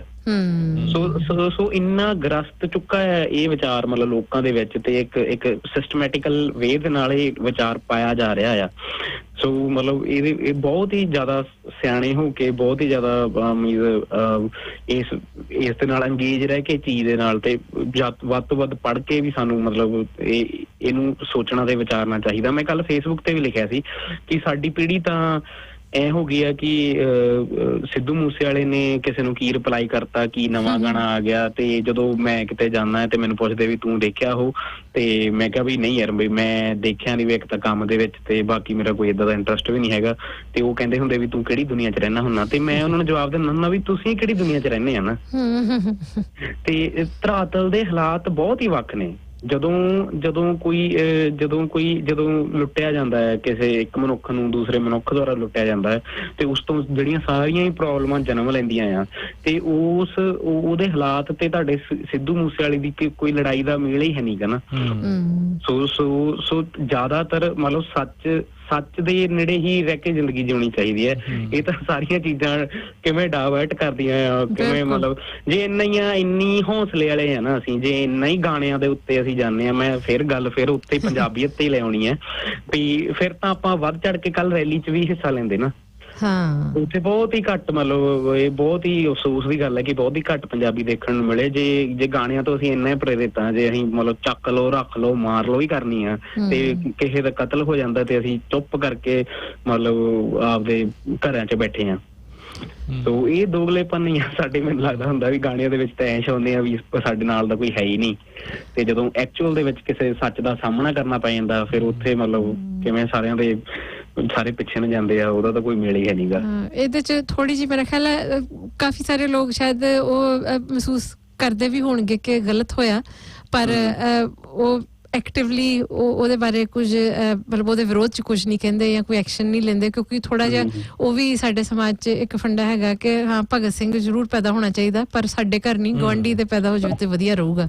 ਹਾਂਜੀ, ਇੱਕ ਬਹੁਤ ਹੀ ਡਰ ਹੁੰਦਾ ਮਤਲਬ ਪੰਜਾਬੀਆਂ ਨੂੰ ਕਿ ਅਸੀਂ ਤਾਂ ਆਪਦਾ ਦੇਸ਼ ਛੱਡਤਾ, ਤੇ ਜਿਹੜੇ ਦੇਸ਼ ਛੱਡਿਆ ਉਹ ਓਬਵੀਅਸਲੀ ਕਿ ਇੱਕ ਚੰਗੇ ਜੀਵਨ ਦੇ ਕਰਕੇ ਛੱਡਿਆ ਆ, ਪਰ ਚੰਗਾ ਜੀਵਨ ਜੇ ਸਾਨੂੰ ਮਿਲ ਚੁੱਕਾ ਆ ਤੇ ਜਾਂ ਅਸੀਂ ਉਹਦੇ ਵੱਲ ਨੂੰ ਵੱਧਦੇ ਪਏ ਆ, ਪਰ ਅਸੀਂ ਸੱਚ ਤੋਂ ਮੂੰਹ ਨਹੀਂ ਮੋੜ ਕੇ ਉੱਧਰ ਨੂੰ ਜਾ ਸਕਦੇ। ਜੇ ਰਾਹਾਂ ਦੇ ਵਿੱਚ ਸਾਡੇ ਕੋਈ ਧੱਕਾ ਹੋ ਰਿਹਾ ਆ ਤੇ ਸਾਨੂੰ ਉਹਦੇ ਖਿਲਾਫ ਬੋਲਣਾ ਹੀ ਪਊਗਾ, ਕਿਉਂਕਿ ਕੱਲ ਨੂੰ ਸਾਡੇ ਨਾਲ ਵੀ ਹੋਊਗਾ ਉਹ। ਬਿਲਕੁਲ ਦੀਪੂ, ਮੈਂ ਵੈਸੇ ਇੱਕ ਜੇ ਤੁਸੀਂ ਇੱਥੇ ਮਸਲੇ ਤੇ ਗੱਲ ਹੋਰ ਕਰਨਾ ਚਾਹੋ ਕਰ ਸਕਦੇ ਹੋ, ਪਰ ਮੈਂ ਇੱਕ ਤੁਹਾਡੇ ਨਾਲ ਦੂਸਰਾ ਮਸਲਾ ਵੀ ਛੇੜਨਾ ਚਾਹੁੰਦਾ। ਜੇ ਤੁਸੀਂ ਇਸ ਜਿਹੜਾ ਬਲੈਕ ਲਾਈਫ ਮੈਟਰ ਤੇ ਹੋਰ ਕੋਈ ਗੱਲਬਾਤ ਜੋੜਨੀ ਚਾਹੋਗੇ? ਮੈਂ ਸੋਚਿਆ ਸੀਗਾ ਬਸ ਇੱਕ ਕਵਿਤਾ ਸੀਗੀ, ਬਟ ਜੇ ਆਪਾਂ ਐਂਡ ਤੇ ਹਾਂਜੀ। ਸੋ ਦੀਪੂ, ਮੈਂ ਕਿਉਂਕਿ ਇਹਨਾਂ ਨਾਲ ਕਾਫੀ ਮਿਲਦਾ ਜੁਲਦਾ ਮਸਲਾ ਹੈ ਕਿ ਇੱਕ ਜਿਹੜਾ ਦੂਸਰੇ ਕਿਸਮ ਦਾ ਨਸਲਵਾਦ ਆ, ਖਾਸ ਕਰਕੇ ਆਹ ਲੋਕਡਾਊਨ ਦੇ ਅੰਡਰ, ਕਿਉਂਕਿ ਤੁਸੀਂ ਨੌਜਵਾਨ ਹੋ, ਜਿੱਦਾਂ ਬਾਕੀ ਜਿਹੜੇ ਵਿਦਿਆਰਥੀ ਇੱਥੇ ਪੜ੍ਹਨ ਵਾਸਤੇ ਆਏ, ਤੁਸੀਂ ਬਹੁਤ ਚੰਗੀ ਤਰ੍ਹਾਂ ਪੜ੍ਹਾਈ ਕੀਤੀ ਔਰ ਪ੍ਰੋਪਰਲੀ ਤੁਸੀਂ ਇੱਕ ਬਹੁਤ ਵਧੀਆ ਇੰਜੀਨੀਅਰਿੰਗ ਦੇ ਵਿੱਚ ਇਸ ਟਾਈਮ ਇਲੈਕਟ੍ਰੀਸ਼ੀਅਨ ਹੋ, ਔਰ ਤੁਸੀਂ ਇੱਥੇ ਪੱਕੇ ਹੋਏ ਪੂਰਾ ਰੂਲ ਨੂੰ ਫੋਲੋ ਕਰਕੇ, ਔਰ ਤੁਸੀਂ ਆਪਣੇ ਇਸ ਵਿਦਿਆਰਥੀ ਹੋਣ ਦੇ ਨਾਲ ਤੁਸੀਂ ਹੋਰ ਵੀ ਜਿਹੜੇ ਤੁਹਾਡੇ ਨਾਲ ਜਿਹੜੇ ਪੜ੍ਹਦੇ ਵਿਦਿਆਰਥੀ, ਮੈਂ ਜਿੱਥੇ ਗੱਲ ਮੈਂ ਇੱਥੋਂ ਲੈ ਕੇ ਆਉਣੀ ਚਾਹੁੰਦਾ ਕਿ ਜੋ COVID-19 ਦੇ ਵਿੱਚ ਇਹ ਵਾਇਰਸ ਦੇ ਵਿੱਚ ਜਿਹੜੇ ਤੁਹਾਡੇ ਯਾਰ ਮਿੱਤਰ ਜਿਹੜੇ ਵਾਪਸ ਹਿੰਦੁਸਤਾਨ ਚਲੇ ਗਏ ਨੇ ਔਰ ਜਿਨ੍ਹਾਂ ਦਾ ਇੱਥੇ ਵਰਕ ਪਰਮਿਟ ਬਕਾਇਦਾ ਇੱਥੇ ਕੰਮ ਕਰਦੇ ਸੀਗੇ, ਤੁਸੀਂ ਜ਼ਰੂਰ ਸਰੋਤਿਆਂ ਨਾਲ ਸਾਂਝ ਪਾਓ ਕਿ ਕਿਹੜੀ ਮਤਲਬ ਮਾਨਸਿਕ ਉਹਨਾਂ ਦੀ ਮਾਨਸਿਕ ਜਿਹੜੀ ਹਾਲਤ ਹੈ ਇਸ ਟਾਈਮ ਕੀ ਹੈ, ਔਰ ਕਿੰਨੀਆਂ ਤੰਗੀਆਂ ਤੁਰਸ਼ੀਆਂ ਦੇ ਵਿੱਚੋਂ ਦਿਮਾਗੀ ਵੀ ਫਾਈਨੈਂਸ਼ੀਅਲੀ ਵੀ ਉਹ ਕਿਵੇਂ ਗੁਜ਼ਰ ਰਹੇ ਨੇ, ਜਿਹੜੇ ਤੁਹਾਨੂੰ ਆਪਣੇ ਜਾਣਕਾਰ ਜਿਹੜੇ ਇਸ ਟਾਈਮ ਪੰਜਾਬ ਦੇ ਵਿੱਚ ਜਿਹੜੇ ਇਸ ਮਸਲੇ ਦੇ ਵਿੱਚ ਫਸ ਚੁੱਕੇ ਨੇ ਉੱਥੇ? ਦੇਖੋ ਉਹਨਾਂ ਦੇ ਤਾਂ ਜਦੋਂ ਇੱਥੇ ਕੋਈ ਖਬਰ ਮਿਲਦੀ ਆ ਆਪਾਂ ਨੂੰ ਕਿ ਸਾਨੂੰ ਵਾਪਸ ਜਾਣਾ ਪੈਣਾ, ਤੇ ਬੰਦਾ ਅੰਦਰੋਂ ਜਮਾ ਹੀ ਕੰਬ ਜਾਂਦਾ ਕਿ ਆ ਫਲਾਣੇ ਬੰਦੇ ਨੂੰ ਵਾਪਸ ਜਾਣਾ ਪਿਆ, ਵੀ ਉਹਦਾ ਬਣਿਆ ਕੁਛ ਨਹੀਂ। ਕਿਉਂਕਿ ਮੈਂ ਜਲਦੀ ਗੱਲ ਉੱਥੇ ਲੈ ਕੇ ਆਊਂਗਾ, ਕਿਉਂਕਿ ਇਹ ਗੱਲ ਹੁੰਦੀ ਹੈ ਕਿ ਉਹਨਾਂ ਦੇ ਘਰਦਿਆਂ ਨੇ ਇੱਕ ਪੂੰਜੀ ਲਾ ਦਿੱਤੀ ਗਈ ਹੁੰਦੀ ਹੈ ਕਿ ਹਾਂ ਵੀ ਜਿੰਨੇ ਕੁ ਪੈਸੇ ਹੁੰਦੇ ਆ ਮੱਧ ਵਰਗ ਕੋਲੇ, ਵੀ ਹਾਂ ਵੀ ਇੰਨੇ ਕੁ ਹੈਗੇ ਆ, ਜੁੜੇ ਆ ਜਾਂ ਲਏ ਆ ਜਾਂ ਲੋਨ ਆ, ਅਸੀਂ ਮਤਲਬ ਤੁਹਾਨੂੰ ਦੇਖਦੇ ਆ ਵੀ ਤੁਸੀਂ ਆਪ ਦੀ ਜ਼ਿੰਦਗੀ ਬਣਾ ਸਕਦੇ ਹੋ। ਤੇ ਉਹ ਜਦੋਂ ਇੱਥੇ ਆਉਂਦੇ ਨੇ, ਇੱਥੇ ਆ ਕੇ ਉਹ ਪਹਿਲਾਂ ਤਾਂ ਦੇਖੋ ਫੀਸਾਂ ਤਾਰਦੇ ਨੇ ਹਨਾ, ਹਜ਼ਾਰਾਂ ਡਾਲਰਾਂ ਵਿੱਚ ਫੀਸਾਂ ਹੁੰਦੀਆਂ ਆ। ਫਿਰ ਦੂਜੇ ਨੰਬਰ ਤੇ ਪੜ੍ਹਾਈ ਦੇ ਨਾਲ ਨਾਲ ਕੰਮ ਕਰਦੇ ਨੇ, ਤੇ ਇੱਥੇ ਦੀ ਗਵਰਨਮੈਂਟ ਇੱਕ ਤਾਂ ਇੱਥੇ ਦੀ ਪ੍ਰੋਡਕਸ਼ਨ ਵੱਧਦੀ ਹੈ ਹਨਾ, ਤੇ ਇੱਕ ਉਹ ਟੈਕਸ ਵੀ ਤਾਰਦੇ ਨੇ। ਤੋ ਕਿਸੇ ਵੀ ਤਰੀਕੇ ਨਾਲ ਮਤਲਬ ਉਹ ਇੱਥੇ ਦੇ ਉਸ ਚੀਜ਼ ਤੋਂ ਮਤਲਬ ਬਾਹਰ ਨਹੀਂ ਹੁੰਦੇ ਕਿ ਜਿਹੜਾ ਇੱਥੇ ਦਾ ਵਸਨੀਕ ਵੀ ਕਰ ਰਿਹਾ ਆ। ਤੇ ਪਰ ਜਦੋਂ ਇਹ ਸਾਰੀ ਚੀਜ਼ ਇੱਕ ਉਜਵਲ ਭਵਿੱਖ ਦੇਖ ਕੇ ਇੱਧਰ ਨੂੰ ਆ ਜਾਣਾ, ਮਤਲਬ ਇੱਕ ਸੁਪਨਾ ਹੀ ਸਿਰਜ ਲੈਂਦੇ ਨਾ ਉਹ, ਵੀ ਹਾਂ ਵੀ ਅਸੀਂ ਇੱਥੇ ਏਦਾਂ ਦਾ ਆ ਕਰਕੇ ਇੱਥੇ ਪੱਕੇ ਹੋਵਾਂਗੇ ਤੇ ਅਸੀਂ ਆਪਣੀ ਜ਼ਿੰਦਗੀ ਵਧੀਆ ਬਤੀਤ ਕਰਾਂਗੇ। ਤੇ ਉਹ ਹੁਣ ਸਾਰੀਆਂ ਚੀਜ਼ਾਂ ਦੇ ਵਿੱਚ, ਜਿਹਨੇ ਹੁਣ 5 ਸਾਲ ਲਾ ਲਿਆ ਫਰਜ਼ ਕਰੋ ਇੱਥੇ, ਤੇ 5 ਸਾਲ ਲਾ ਕੇ ਤੇ ਉਹ ਇੰਡੀਆ ਬੈਠਾ, ਤੇ ਉਹਨੇ ਪੂਰਾ ਹੀ ਜ਼ੋਰ ਲਾ ਲਿਆ ਸੀ ਆਪਣਾ ਵੀ ਮੈਂ ਜੌਬ ਵੀ ਲੱਭਣੀ ਆ, ਵਧੀਆ ਢੰਗ ਦੇ ਨਾਲ ਆਪਦੀ ਸਟੱਡੀ ਕੀਤੀ, ਕਿਸੇ ਨੂੰ ਕੋਈ ਪੈਸਾ ਨਹੀਂ ਦਿੱਤਾ PR ਕਰਾਉਣ ਦੀ ਖਾਤਰ, ਇੱਕ ਮਿਹਨਤੀ ਹੈਗਾ ਆ। ਤੇ ਸਵੇਰੇ ਸ਼ਾਮ, ਸਵੇਰ ਤੋਂ ਲੈ ਕੇ ਸ਼ਾਮ ਤੱਕ ਕੰਮ ਕਰਦੇ ਆ ਉਹ, ਤੇ ਸਵੇਰੇ ਉੱਠ ਕੇ ਫਿਰ ਕੰਮ ਤੇ ਜਾਂਦੇ ਆ, ਸੋ ਉਹਦੇ ਲਈ ਹੁਣ ਦੇਖੋ ਉੱਥੇ ਫਸ ਚੁੱਕੇ ਆ ਉਹ। ਤੇ ਉਹ ਦੇਖ ਲਓ ਉਹਨਾਂ ਦੇ ਸ਼ਬਦ ਬੋਲੂੰਗਾ ਮੈਂ, ਉਹ ਕਹਿੰਦੇ ਯਾਰ ਸਾਨੂੰ ਕੋਈ ਝੂਠਾ ਹੀ ਹੌਸਲਾ ਦੇ ਨਾ, ਹੁਣ ਸਾਡੇ ਲਈ ਉਹੀ ਬਹੁਤ ਹੋਊਗਾ ਕਿ ਅਸੀਂ ਵਾਪਸ ਚਲ ਜਾਣਾ ਆ। ਤੇ ਉਹਨਾਂ ਨੂੰ ਵੀ ਇਹ ਵੀ ਗੱਲ ਦਾ ਹੁਣ ਕਲੀਅਰਟੀ ਹੋਈ ਜਾਂਦੀ ਪਈ ਆ ਵੀ ਹਾਂ ਵੀ ਸ਼ਾਇਦ ਵਾਪਸ ਨਾ ਵੀ ਜਾਇਆ ਜਾਵੇ। ਤੇ ਪਰ ਉਹ ਦੇਖ ਲਓ ਵੀ ਉਹਨਾਂ ਦੇ ਚਿਹਰੇ ਤੱਕ ਨਹੀਂ ਦੇਖੇ ਜਾਂਦੇ ਹਨਾ, ਵੀ ਜਦੋਂ ਉਹਨਾਂ ਨੂੰ ਕਾਲ ਕਰਦੇ ਆ ਜਾਂ ਵੀਡੀਓ ਕਾਲ ਕਰਦੇ ਆ, ਉਹਨਾਂ ਦੇ ਚਿਹਰੇ ਤੱਕ ਨਹੀਂ ਦੇਖੇ ਜਾਂਦੇ, ਜਦੋਂ ਉਹਨਾਂ ਨੂੰ ਐ ਪਤਾ ਲੱਗਦਾ ਵੀ ਸਾਤੋਂ ਹੁਣ ਮੁੜਿਆ ਨਹੀਂ ਜਾਣਾ। ਤੇ ਉਹ ਉੱਥੇ ਵੀ ਕੀ ਕਰਨਗੇ ਨਾ, ਹੁਣ ਉੱਥੇ ਚਲੋ ਜਿਨ੍ਹਾਂ ਦੀ ਖੇਤੀ ਹੈਗੀ ਉਹ ਮਾੜਾ ਮੋਟਾ ਖੇਤੀ ਦੇ ਵਿੱਚ ਲੱਗਣਗੇ, ਤੇ ਪਰ ਏਦਾਂ ਹੁੰਦਾ ਨਾ ਕਿ ਜ਼ਿੰਦਗੀ ਦੁਬਾਰਾ ਤੋਂ ਸ਼ੁਰੂ ਕਰਨ ਲਈ ਬਹੁਤ ਹੀ ਔਖਾ ਹੋ ਜਾਂਦਾ। ਜਦੋਂ ਸਾਰਾ ਕੁਝ ਉਹਨਾਂ ਨੇ ਕਰ ਲਿਆ ਹੁੰਦਾ, ਜਦੋਂ ਇੰਨੀ ਮਿਹਨਤ ਕਰ ਲਈ ਹੁੰਦੀ ਆ, ਇੰਨੇ ਦੁੱਖ ਤਸੀਹੇ ਵੀ ਸਹਿਲੇ ਹੁੰਦੇ ਆ, ਗੱਲਾਂ ਵੀ ਸੁਣ ਲਈਆਂ ਹੁੰਦੀਆਂ ਇੰਪਲਾਇਰ ਦੀਆਂ ਵੀ ਜੇ ਤੂੰ ਵੀਜ਼ਾ ਲਵਾਉਣਾ ਤੇ ਤੈਨੂੰ ਘੰਟਾ ਲਾਉਣਾ ਹੀ ਪੈਣਾ ਹੋਰ। ਤੇ ਉਹਨਾਂ ਤੰਗੀਆਂ ਤੁਰਸ਼ੀਆਂ ਦੇ ਵਿੱਚ ਵੀ ਮਿਹਨਤ ਕੀਤੀ ਹੁੰਦੀ ਆ ਉਹਨਾਂ ਨੇ, ਤੇ ਉਦੋਂ ਸਾਰਾ ਕੁਛ ਕਰਾ ਕੇ ਜਦੋਂ ਪਤਾ ਲੱਗਦਾ ਨਾ ਵੀ ਹਾਂ ਵੀ ਆਹ ਗੱਲ ਹੋ ਗਈ, ਮੇਰੇ ਤੋਂ ਵਾਪਸ ਨਹੀਂ ਜਾਇਆ ਜਾਣਾ, ਸੋ ਉਦੋਂ ਬੜਾ ਹੀ ਦੁੱਖਦਾਈ ਹੁੰਦਾ। ਇਹ ਤਾਂ ਦੇਖੋ, ਇਹ ਤਾਂ ਜਿਹੜੀ ਗਵਰਨਮੈਂਟ ਆਈ ਸੀਗੀ, ਇਹ ਤਾਂ ਆਈ ਹੋਈ ਇਸੇ ਫੰਡੇ ਤੇ ਸੀਗੀ ਵੀ ਅਸੀਂ ਮਾਈਗ੍ਰੇਸ਼ਨ ਘੱਟ ਕਰਨੇ ਆ, ਤੇ ਇਹਨਾਂ ਨੂੰ ਤਾਂ ਇੱਕ ਮੌਕਾ ਮਿਲਿਆ ਹੁਣ। ਜੇ ਆਪਾਂ ਇੱਕ ਚੀਜ਼ ਨੂੰ ਸੋਚੀਏ ਤੇ ਇਹਨਾਂ ਨੂੰ ਤਾਂ ਮੌਕਾ ਮਿਲਿਆ ਜਦੋਂ ਇਹ ਗੱਲ ਹੋਈ ਹੈ ਕਿ ਹਾਂ ਵੀ ਇਮੀਗ੍ਰੇਸ਼ਨ ਮਿਨਿਸਟਰ ਨੇ ਆਪਣੇ ਹੱਥਾਂ 'ਚ ਲੈ ਲਈ ਹੈ ਹੁਣ ਸਾਰੀ ਮਤਲਬ। ਤੇ ਮੈਂ ਸੋਚਦਾ ਸੀ ਵੀ ਉਹ ਤਾਂ ਪਹਿਲਾਂ ਵੀ ਉਹਦੇ ਹੱਥਾਂ 'ਚ ਸੀ, ਉਹ ਕੁਝ ਵੀ ਕਰ ਸਕਦਾ ਹੁੰਦਾ, ਉਹਨੂੰ ਐਬਸੋਲੂਟ ਡਿਸਕ੍ਰੈਸ਼ਨ ਕਹਿੰਦੇ ਆ ਇਮੀਗ੍ਰੇਸ਼ਨ ਲਾਅ ਦੀ ਭਾਸ਼ਾ 'ਚ, ਉਹ ਪਹਿਲਾਂ ਹੀ ਉਹਦੇ ਕੋਲ ਤਾਕਤ ਹੈਗੀ ਸੀ। ਜੀ ਤੇ ਸੋ ਇਹ ਤਾਂ ਸਾਰੀ ਅੰਦਰੋਂ ਮਿਲੀ ਭੁਗਤ ਹੁੰਦੀ ਹੈ ਸਾਨੂੰ ਬਾਹਰ। ਜਿਵੇਂ ਆਪਾਂ ਸੰਘਰਸ਼ ਦੇਖੋ, ਤੁਸੀਂ ਮਤਲਬ ਕਿੰਨਾ ਲੜਿਆ ਸੀਗਾ ਜਦੋਂ ਪਾਰਟਨਰਸ ਦੇ ਵੀਜ਼ੇ ਦਾ ਇਹਨਾਂ ਨੇ ਮਤਲਬ ਪੰਗੇ ਪਾਏ ਸੀਗੇ ਪਿਛਲੇ ਸਾਲ। ਪੈਰ ਦੇ ਉੱਤੇ ਕਿਵੇਂ ਮਤਲਬ ਐਂਟੀ ਮਾਈਗ੍ਰੈਂਟ ਚੱਲ ਰਿਹਾ ਹੈ ਨਾ ਇਹ।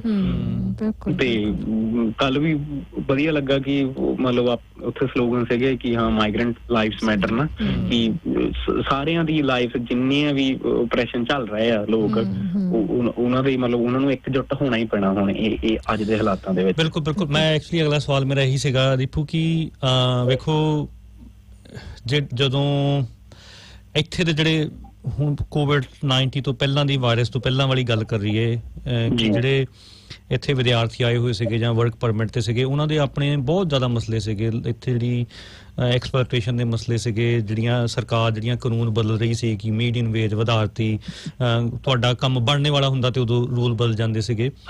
ਉਹਦੇ ਵਿੱਚ ਵੀ ਬਹੁਤ ਅਸੀਂ ਜਿੰਨੇ ਵੀ ਰੈਲੀਆਂ ਕੀਤੀਆਂ ਜਾਂ ਜੋ ਵੀ ਪ੍ਰੈਸ਼ਰ ਕੀਤਾ, ਉਹਦੇ ਵਿੱਚ ਵੀ ਬਹੁਤ ਲੋਕੀ ਜਿਹੜੇ ਆਏ ਉਹ ਮੋਸਟ, ਉਹਨਾਂ ਨੂੰ ਮੈਂ ਬਹਾਦਰ ਕਹੂੰਗਾ, ਉਹਨਾਂ ਨੂੰ ਮੈਂ ਐਪਰੀਸ਼ੀਏਟ ਕਰਦਾ, ਇਹਦੇ ਵਿੱਚ ਕੋਈ ਸ਼ੱਕ ਨਹੀਂ।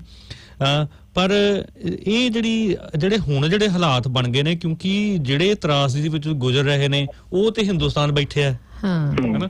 ਜਿਹੜੇ ਲੋਕ ਆਪਣੇ ਵਾਸਤੇ ਨਹੀਂ ਲੜ ਸਕੇ, ਹੁਣ ਮਤਲਬ ਤੁਸੀਂ ਉਹਨਾਂ ਨੂੰ ਸੁਨੇਹਾ ਦਿਓ ਜਿਹੜੇ ਇੱਥੇ ਹੈਗੇ ਨੇ, ਕਿ ਅਸੀਂ ਬਿਲਕੁਲ ਜਿਹੜੇ ਉਹ ਹਿੰਦੁਸਤਾਨ ਤੋਂ ਉਹਨਾਂ ਨੂੰ ਵਾਪਸ ਲਿਆਉਣ ਵਾਸਤੇ ਸਾਨੂੰ ਉਹਨਾਂ ਦੇ ਵਾਸਤੇ ਬਿਲਕੁਲ ਲੜਨਾ ਚਾਹੀਦਾ।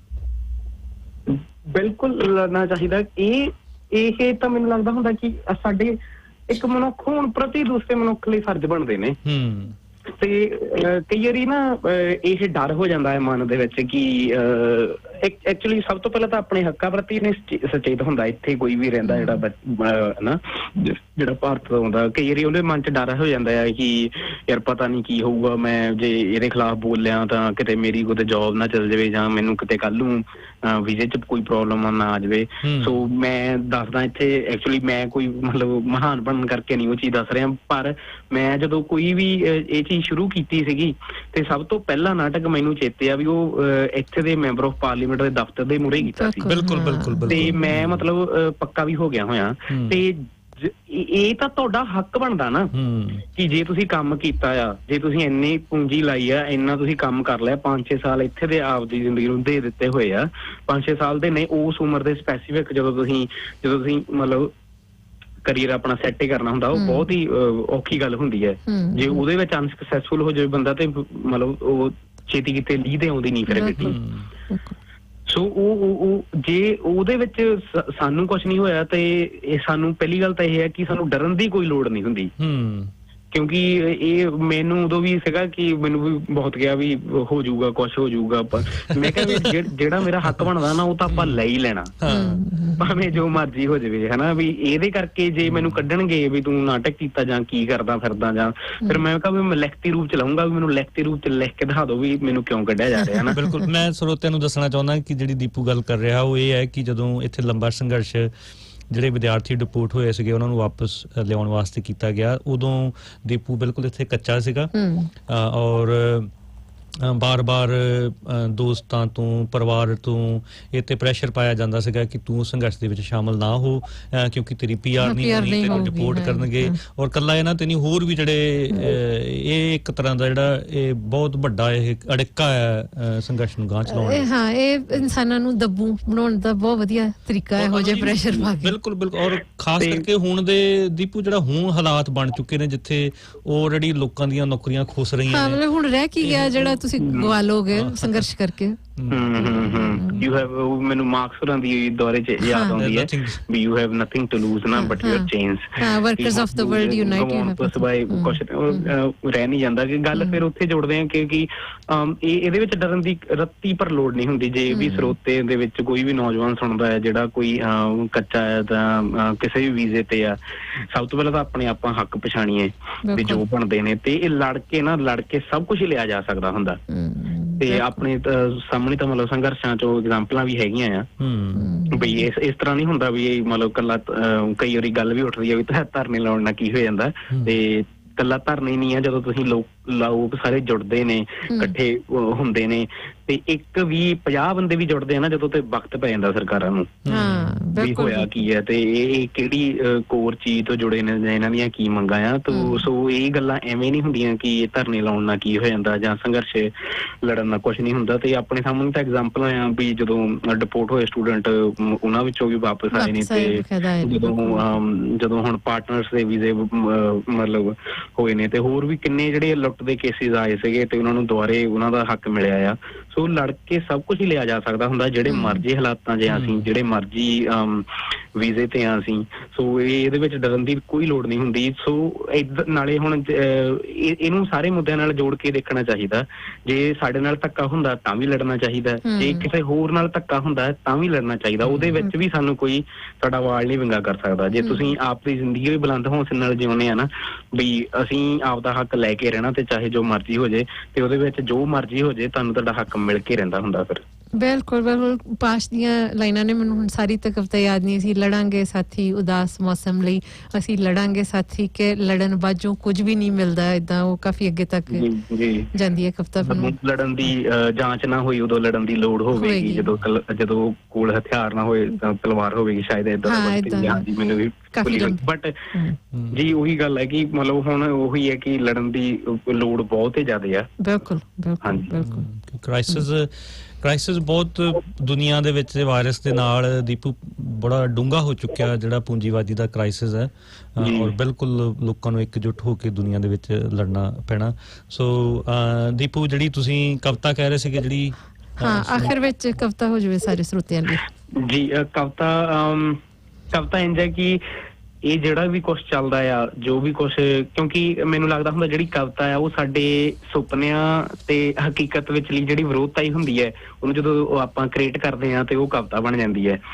ਸੋ ਉਹ ਜਿਹੜੇ ਮੇਰੇ ਸੁਪਨੇ ਆ, ਜਿਹੜੇ ਅੱਜ ਦਾ ਸਮਾਜ ਟੁੱਟ ਕੇ ਜਿਹੜਾ ਅਗਲਾ ਸਮਾਜ ਬਣੂਗਾ, ਉਹ ਸੁਪਨੇ ਮੈਂ ਜਦੋਂ ਸੋਚਦਾ ਜਾਂ ਉਹ ਸੁਪਨੇ ਜਦੋਂ ਮੈਂ ਲੋਕਾਂ ਨੂੰ ਦੇਣਾ ਚਾਹੁੰਦਾ ਤੇ ਉਹਦੇ ਤੇ ਉਹ ਕਵਿਤਾ ਸੀਗੀ ਜੀ। ਬਿਲਕੁਲ ਇਰਸ਼ਾਦ। ਮੌਤ ਦੇ ਸਾਹਾਂ ਵਿੱਚ ਸਾਹ ਪਾ ਕੇ ਨੱਚਣ ਦੋ ਇਸ ਜ਼ਿੰਦਗੀ ਦੀ ਸਰਦਲ ਤੇ। ਮੌਤ ਦੇ ਸਾਹਾਂ ਵਿੱਚ ਸਾਹ ਪਾ ਕੇ ਨੱਚਣ ਦੋ ਇਸ ਜ਼ਿੰਦਗੀ ਦੀ ਸਰਦਲ ਤੇ। ਪੱਕਣ ਦੋ ਰਾਤਾਂ ਨੂੰ, ਸੁਪਨਿਆਂ ਨੂੰ, ਇਰਾਦਿਆਂ ਨੂੰ ਤੇ ਵਾਅਦਿਆਂ ਨੂੰ, ਜੋ ਕੀਤੇ ਨੇ ਮੈਂ ਖੁਦ ਨਾਲ। ਤਿਤਲੀ ਦੇ ਕਾਤਲਾਂ ਨੂੰ ਜ਼ਿੰਦਾ ਜ਼ਮੀਨ 'ਚ ਗੱਡ ਦੇਣ ਦੇ ਲਈ। ਫਿਰ ਜਮਾ ਮੁੱਕ ਜੂ ਜੰਜਾਲ ਭਰੀ ਰਾਤ ਵਿੱਚ ਕੰਢਿਆਂ ਤੇ ਸੌਣ ਦਾ ਸਿਲਸਿਲਾ। ਤੇ ਸੁਬਾਹ ਆਪਣੀਆਂ ਹੀ ਮਜਬੂਰੀਆਂ ਦੀ ਮਕਾਨ ਤੋਂ ਉੱਠ ਕੇ ਸੁਜਾ ਲੈਣੇ ਉਂਗਲਾਂ ਦੇ ਪੋਟੇ। ਮੁੱਕ ਜਾਵੇਗਾ ਕਿਸੇ ਨੂੰ ਅਮੀਰ ਕਰਨ ਦਾ ਦੌਰ। ਬੁੱਢੜੇ ਸੀਪ ਦੀ ਨਹੀਂ ਜ਼ਿੰਦਗੀ ਦੀ ਬਾਜੀ ਜਿੱਤਣਗੇ ਤੇ ਬੱਚੇ, ਇਹ ਮੈਨੂੰ ਲਾਈਨਾਂ ਬਹੁਤ ਪਿਆਰੀਆਂ ਲੱਗਦੀਆਂ ਜੀ, ਤੇ ਬੱਚੇ ਲੁਕਣ ਮੀਚੀਆਂ ਕਰਿਆ ਕਰਨਗੇ ਰੁੱਤਾਂ ਨਾਲ। ਹੱਥਾਂ ਵਿੱਚ ਫੜਨ ਖੇਡਿਆ ਕਰਨਗੇ ਉਹ ਹਵਾਵਾਂ ਨੂੰ। ਮੁਹੱਬਤਾਂ ਦੇ ਰੰਗਾਂ ਨੂੰ ਲਿਪ ਕੇ ਖੁਸ਼ਹਾਲ ਭਵਿੱਖ ਦੀ ਤਸਵੀਰ ਉਕੇਰਦਿਆ ਕਰਨਗੇ ਉਹ ਬਚਪਨ ਦੇ ਕੈਨਵਸ ਤੇ। ਤੇ ਕਲਾ ਲਈ ਆਪਾਂ ਜੋ ਸੁਪਨਾ ਦੇਖਦੇ ਹਾਂ, ਫਿਰ ਕਲਾ ਅਸਮਾਨ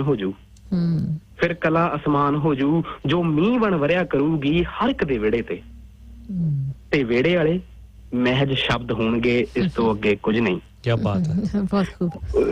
ਜਿਹੜਾ ਅੱਜ ਦੇ ਦੌਰ ਦੇ ਵਿੱਚ ਜੋੜੀ ਜਾ ਸਕਦੀ ਗੱਲ ਕਿ ਜਿੰਨੇ ਵੀ ਲੋਕ ਵੰਡੇ ਜਾਂਦੇ ਨੇ ਸਿਰਫ ਸ਼ਬਦ ਰਹਿ ਜਾਣੇ, ਲੋਕ ਵੰਡੇ ਨਹੀਂ ਜਾਣਗੇ। ਕਲਾ ਅਸਮਾਨ ਹੋ ਜੂ ਜੋ ਮੀਂਹ ਬਣ ਵਰਿਆ ਕਰੂਗੀ ਹਰ ਇੱਕ ਦੇ ਵਿਹੜੇ ਤੇ ਵਿਹੜੇ ਵਾਲੇ ਮਹਿਜ ਸ਼ਬਦ ਹੋਣਗੇ, ਉਸ ਤੋਂ ਅੱਗੇ ਕੁਝ ਨਹੀਂ। ਫੁੱਲ ਬਣ ਖੜਿਆ ਕਰਨਗੇ ਆਸ਼ਿਕ ਤੇ ਮਸ਼ੂਕ ਇਸ਼ਕੇ ਦੀਆਂ ਰਾਹਾਂ ਤੇ। ਜਿੰਨੀਆਂ ਵੀ ਰੋਕਾ ਟੋਕਾ ਹੁਣ ਲਾਈਆਂ ਜਾਂਦੀਆਂ, ਫੁੱਲ ਬਣ ਖੜਿਆ ਕਰਨਗੇ ਆਸ਼ਿਕ ਤੇ ਮਸ਼ੂਕ ਇਸ਼ਕੇ ਦੀਆਂ ਰਾਹਾਂ ਤੇ, ਇੱਕ ਦੂਜੇ ਦੀ ਰੂਹ ਦਾ ਸ਼ਿੰਗਾਰ ਬਣ ਕੇ। ਲੋਕਾਂ ਦੇ ਹੱਥ ਨਹੀਂ ਵੱਢਿਆ ਕਰਨਗੇ ਇੱਕ ਦੂਜੇ ਨੂੰ, ਲੋਕਾਂ ਦੇ ਹੱਥ ਨਹੀਂ ਵੱਢਿਆ ਕਰਨਗੇ ਇੱਕ ਦੂਜੇ ਨੂੰ। ਹੰਝੂ ਤੱਕ ਪੀ ਜਾਇਆ ਕਰਨਗੇ ਲੋਕਾਂ ਦੇ। ਲੋਕ ਤਾਂ ਖਿੜਿਆ ਕਰਨਗੇ ਇੱਕ ਦੂਜੇ ਦੇ ਮੁਖ ਤੇ, ਇੱਕ ਦੂਜੇ ਦੀ ਮੁਸਕਾਨ ਬਣ ਕੇ। ਇਹੀ ਲੋਕ ਸਾਨੂੰ ਵੰਡਣ ਵਾਲਿਆਂ ਦੀ ਮੜੀ ਤੇ ਮੇਲਾ ਕਰਾ ਕੇ ਨੱਚਿਆ ਕਰਨਗੇ ਮੇਲਾ। ਜੇ ਨਾ ਹੀ ਕਰ ਸਕਿਆ ਨਾ ਕੁਝ ਜ਼ਿੰਦਗੀ ਨੂੰ ਤਾਪ ਬਣਾ ਕੇ ਪੀੜ੍ਹੀਆਂ ਤੱਕ ਚੜਾਈ ਬੈਠੇ ਲੋਕਾਂ ਲਈ, ਤਾਂ ਨਾ ਹੀ ਮੇਰਾ ਜੀਣਾ ਸਫਲ ਹੋਊ ਨਾ ਹੀ ਮੇਰਾ ਮਰਨਾ। ਮੇਰੇ ਲਈ ਸੱਚੀਓ ਇੱਕ ਹੀ ਅਜੂਬਾ ਹੈ, ਮੇਰੇ ਲਈ ਸੱਚੀਓ ਇੱਕ ਹੀ ਅਜੂਬਾ ਹੋਊ ਅੱਜ ਤੱਕ ਘਰ ਬਣਾਉਣ ਵਾਲੇ ਦਾ ਘਰ। ਤੇ ਆਪਾਂ ਲੱਗੇ ਹੋਵਾਂਗੇ ਉਸ ਘਰ ਦੀ ਲਾਲ ਇੱਟ ਬਣ ਕੇ। ਕਿਆ ਬਾਤ, ਬਹੁਤ ਖੂਬ। ਔਰ ਸਰੋਤਿਆਂ ਨੇ ਵੀ ਦੱਸਣਾ ਚਾਹਾਂਗੇ ਕਿ ਇਹ ਦੀਪੂ ਦੀ ਆਪਣੀ ਖੁਦ ਦੀ ਲਿਖੀ ਹੋਈ ਕਵਿਤਾ, ਕਿਸੇ ਹੋਰ ਦੀ ਨਹੀਂ। ਬਹੁਤ ਵਧੀਆ। ਜ਼ਰੂਰ ਇੱਕ ਵਾਰੀ ਫਿਰ ਮੈਂ ਬਹੁਤ ਧੰਨਵਾਦ ਕਰਦਾ ਤੁਹਾਡਾ, ਤੇ ਲੋੜ ਪੈਣ ਤੇ ਕਿਤੇ ਵੀ ਤੁਹਾਡੇ ਸੰਘਰਸ਼ਾਂ ਦੇ ਵਿੱਚ ਜ਼ਰੂਰ ਨਾਲ ਖੜੇ ਆ, ਤੇ ਕੋਸ਼ਿਸ਼ ਕਰਾਂਗੇ ਕਿ ਵੱਧ ਤੋਂ ਵੱਧ ਨੌਜਵਾਨ ਵੀ ਜਿੰਨੇ ਵੀ ਸੁਣੇ ਨੇ ਤੇ ਹੋਰ ਵੀ ਜਿਨ੍ਹਾਂ ਨੂੰ ਵੀ ਆਪਾਂ ਨਾਲ ਲੈ ਸਕੇ, ਇਸ ਸਮਾਜ ਬਾਰੇ ਦੱਸ ਸਕੇ, ਤੇ ਜ਼ਰੂਰ ਉਹਨਾਂ ਨੂੰ ਵੀ ਨਾਲ ਲੈ ਕੇ ਆਉਣ ਵਾਲੇ ਸੰਘਰਸ਼ਾਂ ਵਿੱਚ ਨਾਲ ਹੋਵਾਂਗੇ। ਜ਼ਰੂਰ, ਬਹੁਤ ਖੂਬ। ਔਰ ਅੱਜ ਅਸੀਂ ਤੁਹਾਡਾ ਕਾਫੀ ਲੰਬਾ ਸਮਾਂ ਲਿਆ, ਤਾਂ ਬਹੁਤ ਬਹੁਤ ਸ਼ੁਕਰੀਆ ਮਨਦੀਪ। ਦੁਬਾਰਾ ਫਿਰ ਕਿਤੇ ਜਦੋਂ ਵੇਲ ਹੋਈ ਤੁਹਾਡੇ ਕੋਲ, ਤਾਂ ਅਸੀਂ ਇਸ ਤਰ੍ਹਾਂ ਹੀ ਤੁਹਾਨੂੰ ਆਪਣੇ ਪ੍ਰੋਗਰਾਮ 'ਚ ਸ਼ਿਰਕਤ ਕਰਨ ਲਈ ਮਜਬੂਰ ਕਰਾਂਗੇ, ਕਿਉਂਕਿ ਅਸੀਂ ਆਪਣਾ ਹੱਕ ਸਮਝਦੇ ਹਾਂ। ਬਿਲਕੁਲ, ਇਹਨਾਂ ਦੀ ਜਿਹੜੀ ਫੇਸਬੁੱਕ ਆਈਡੀ ਆ ਉਹ ਮਨਦੀਪ ਸਿੰਘ ਦੇ ਨਾਂ ਦੇ ਉੱਪਰ ਹੈ। ਸੋ ਜਿਹੜੇ ਸਰੋਤੇ ਇਹੋ ਜਿਹੀ ਗੱਲਬਾਤ ਸੁਣਨਾ ਚਾਹੁੰਦੇ ਨੇ ਜਾਂ ਦੇਖਣਾ ਚਾਹੁੰਦੇ ਨੇ, ਤੇ ਉਹ ਇਹਨਾਂ ਨੇ ਕਾਫੀ ਆਰਟਿਸਟਿਕ ਗੱਲਾਂ ਹੁੰਦੀਆਂ ਨੇ। ਹਾਂ, ਕਾਫੀ ਲਿਖਦੇ ਰਹਿੰਦੇ ਨੇ ਜੀ। ਮੈਂ ਇੱਕ ਹੋਰ ਵੀ ਦੱਸਦਾ ਜਾਵਾਂ ਕਿ ਆਰਟ ਫॉर ਸੁਸਾਇਟੀ ਕਰਕੇ YouTube ਦੇ ਉੱਤੇ ਚੈਨਲ ਬਣਾ ਲਿਆ ਗਿਆ। ਉਹਦੇ ਵਿੱਚ ਕਵਿਤਾਵਾਂ ਮਤਲਬ ਵਿਦ ਮਿਊਜ਼ਿਕ ਜਾਂ ਕੁਝ ਵੀ ਸ਼ੂਟ ਕਰਕੇ ਅਸੀਂ ਲਗਾਤਾਰ ਪਾਉਂਦੇ ਰਹਿੰਦੇ ਹਾਂ, ਤੇ ਹੁਣ ਆਉਣ ਵਾਲੇ ਸਮੇਂ ਦੇ ਵਿੱਚ ਇੱਕ ਫਿਲਮ ਵੀ ਅਸੀਂ ਸੋਚੀ ਹੋਈ ਹੈ ਕਰਨ ਦੇ ਲਈ। ਸੋ ਉਹ ਵੀ ਜੇ ਸਰੋਤੇ ਦੇਖ ਸਕਦੇ ਆ ਆਰਟ ਫॉर ਸੁਸਾਇਟੀ, ਕਿਉਂਕਿ ਥੋੜਾ ਚੰਗਾ ਸੁਣਨ ਨੂੰ ਮਿਲ ਜੂਗਾ ਤੇ ਸਾਡੇ ਲਈ ਵੀ ਵਧੀਆ ਗੱਲ ਹੈ ਕਿ ਲੋਕ ਥੋੜਾ ਚੰਗਾ ਸੁਣਨਗੇ ਜੀ। ਬਿਲਕੁਲ ਬਿਲकुल। तो बहुत बहुत शुक्रिया मनदीप। तो इस तरह ਅਸੀਂ ਇੱਕ ਦੂਸਰੇ ਦੇ ਨਾਲ ਜੁੜੇ ਰਵਾਂਗੇ, ਰਾਬਤੇ 'ਚ ਰਵਾਂਗੇ। ਧੰਨਵਾਦ ਜੀ, ਬਹੁਤ ਬਹੁਤ ਧੰਨਵਾਦ। तो दोस्तों ਇਹ ਸਨ ਮਨਦੀਪ ਸਿੰਘ ਆਜ਼ਾਦ ਰੰਗਮੰਚ ਤੋਂ। ਹਾਂ, ਗੱਲਬਾਤ ਸੁਣੀ ਲਈ ਮੇਰਾ ਖਿਆਲ ਹੈ ਕੋਈ ਵਿਆਖਿਆਨ ਕਰਨ ਦੀ ਸਾਨੂੰ ਜ਼ਰੂਰਤ ਨਹੀਂ ਹੈ। ਤਾਂ ਅਸੀਂ ਆਸ ਕਰਦੇ ਹਾਂ ਕਿ ਇਸ ਤਰ੍ਹਾਂ ਦੇ ਨੌਜਵਾਨਾਂ ਤੋਂ ਪ੍ਰਭਾਵਿਤ ਹੋ ਕੇ, ਇੰਪ੍ਰੈਸ ਹੋ ਕੇ, ਇਨਫਲੂਐਂਸ ਹੋ ਕੇ ਹੋਰ ਵੀ ਜਿਹੜੇ ਨੌਜਵਾਨ ਨੇ ਅੱਗੇ ਆਉਣਗੇ। ਛੋਟੀਆਂ ਛੋਟੀਆਂ ਕੋਸ਼ਿਸ਼ਾਂ ਕਰਨੀਆਂ ਚਾਹੀਦੀਆਂ। ਕੋਈ ਵੀ ਪੈਦਾ ਹੁੰਦੇ ਹੀ ਅਸੀਂ ਕੋਈ ਵੱਡੀਆਂ ਗੱਲਾਂ ਸਿੱਖ ਕੇ ਨਹੀਂ ਆਉਂਦੇ, ਜਾਂ ਕਵੀ ਨਹੀਂ ਹੁੰਦੇ, ਜਾਂ ਰੇਡੀਓ ਪ੍ਰੈਜ਼ੈਂਟਰ ਨਹੀਂ ਹੁੰਦੇ, ਜਾਂ ਮਾਰਕਸਿਸਟ ਨਹੀਂ ਹੁੰਦੇ, ਐਕਟਿਵਿਸਟ ਨਹੀਂ ਹੁੰਦੇ। ਸਿੱਖਿਆ ਹੀ ਸਾਰਾ ਕੁਛ ਆਉਂਦਾ ਹੈ ਸਾਨੂੰ। ਤੋ ਅਸੀਂ ਆਸ ਕਰਦੇ ਹਾਂ ਕਿ ਹੋਰ ਲੋਕ ਵੀ ਜੁੜਨਗੇ ਇਸ ਮੂਵਮੈਂਟ 'ਚ, ਕਿਉਂਕਿ ਸ਼ੁਰੂ 'ਚ ਇਸ ਤਰ੍ਹਾਂ ਅਸੀਂ ਗੱਲ ਕੀਤੀ ਹੈ ਕਿ ਸਿਰਫ ਬਲੈਕ ਲਾਈਵਸ ਮੈਟਰ ਨਹੀਂ ਹੈ, ਇਹਦੇ 'ਚ ਮਾਈਗਰੈਂਟ ਲਾਈਵਸ ਮੈਟਰ ਦੀ ਵੀ ਕੈਂਪੇਨ ਜਿਹੜੀ ਅਸੀਂ ਅੱਜ ਤੋਂ 3 ਸਾਲ ਪਹਿਲੇ ਸ਼ੁਰੂ ਕੀਤੀ ਸੀ, ਉਹ ਨਾਲ ਹੈ ਇਹਦੇ। ਔਰ ਉਹਨੂੰ ਸਾਨੂੰ ਉਸ ਕੈਂਪੇਨ ਨੂੰ ਹੋਰ ਜ਼ਿਆਦਾ ਤਿੱਖੀ ਕਰਨਾ ਪੈਣਾ, ਕਿਉਂਕਿ ਜੋ ਕੁਝ ਇਸ ਸਮੇਂ ਚੱਲ ਰਿਹਾ ਹੈ, ਮਨਦੀਪ ਨੇ ਵੀ ਬੜਾ ਕੁਝ ਕੈਪਚਰ ਕੀਤਾ ਆਪਣੀਆਂ ਗੱਲਾਂ ਬਾਤਾਂ 'ਚ। ਤੋ ਸਰਕਾਰ ਮੇਰਾ ਖਿਆਲ ਹੈ ਕੋਈ ਵੀ ਆ ਜਾਵੇ ਇੱਥੇ, ਉਹ ਪਾਰਟੀਆਂ ਦਾ ਤਾਂ ਕੋਈ 19-21 ਦਾ ਹੀ ਫਰਕ ਹੁੰਦਾ।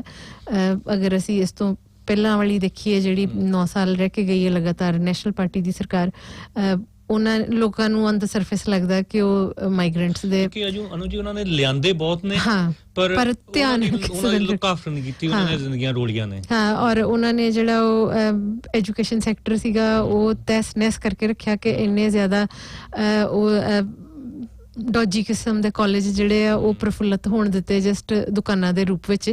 ਔਰ ਕਿੰਨੇ ਹੀ ਲੋਕਾਂ ਨੂੰ ਕੋਈ ਕੁਆਲਿਟੀ ਦੀ ਕੋਈ ਸਕਿੱਲ ਵੀ ਹਾਸਲ, ਉਹਨਾਂ ਕੋਲ ਸਰਟੀਫਿਕੇਟ ਬੇਸ਼ੱਕ ਹੈਗੇ ਨੇ, ਪਰ ਉਹ ਕਾਲਜਾਂ 'ਚ ਉਹ ਨਾਮਾਤਰ ਪੜ੍ਹਾਈ ਹੋਣ ਕਰਕੇ ਕੋਈ ਮੀਨਿੰਗਫੁਲ ਸਕਿੱਲ ਨਹੀਂ ਅਕਵਾਇਰ ਕਰ ਸਕੇ ਉਹ ਲੋਕ।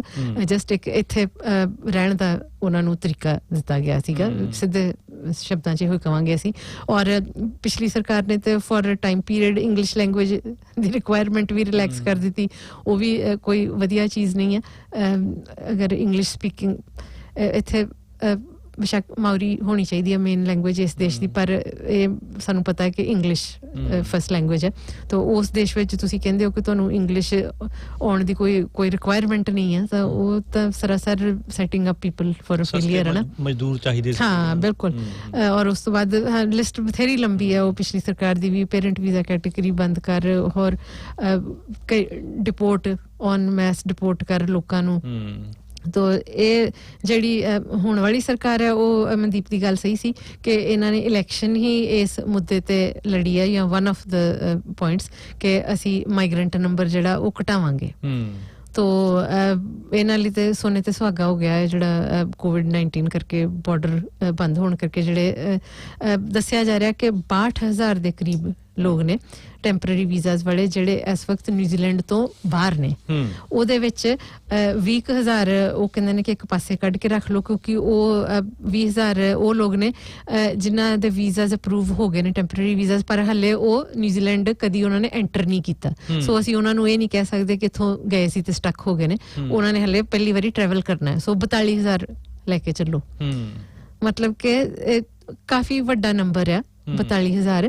ਔਰ ਉਹਦੇ ਵਿੱਚ ਬੱਚੇ ਵੀ ਨੇ ਕਾਫੀ, ਉਹ ਬੱਚੇ ਜਿਹੜੇ ਕਿ ਨਿਊਜ਼ੀਲੈਂਡ ਦੇ ਪੈਦਾ ਹੋਏ ਨੇ ਨਿਊਜ਼ੀਲੈਂਡ ਵਿੱਚ, ਪਰ ਇਹਨਾਂ ਦੀ ਇਮੀਗ੍ਰੇਸ਼ਨ ਪਾਲਿਸੀ ਕਰਕੇ ਉਹ ਨਿਊਜ਼ੀਲੈਂਡ ਦੇ ਸਿਟੀਜ਼ਨ ਨਹੀਂ ਮੰਨੇ ਜਾਂਦੇ। ਪਰ ਇੱਥੇ ਪੈਦਾ ਹੋਏ, ਇੱਥੇ ਸਕੂਲ, ਹਾਂ ਸਕੂਲ ਇੱਥੇ ਉਹਨਾਂ ਦਾ ਬਹੁਤ ਸਾਰੀਆਂ ਕੇਸ ਸਟੱਡੀਜ਼ ਇਹੋ ਜਿਹੀਆਂ ਨੇ ਜਿਹੜੇ ਪ੍ਰਾਇਮਰੀ ਸਕੂਲ ਏਜ ਬੱਚੇ ਨੇ, ਪਰ ਕਿਉਂਕਿ ਉਹ ਪੇਰੈਂਟਸ ਜਿਹੜੇ ਨੇ ਉਹਨਾਂ ਕੋਲ ਹਾਲੇ ਪਰਮਾਨੈਂਟ ਰੈਜ਼ੀਡੈਂਸ ਨਹੀਂ ਹੈ, ਸਿਟੀਜ਼ਨਸ਼ਿਪ ਨਹੀਂ ਹੈ, ਇਸ ਕਰਕੇ ਉਹ ਬੱਚਾ ਵੀ ਇੱਥੋਂ ਦਾ ਨਾਗਰਿਕ ਨਹੀਂ ਹੈ।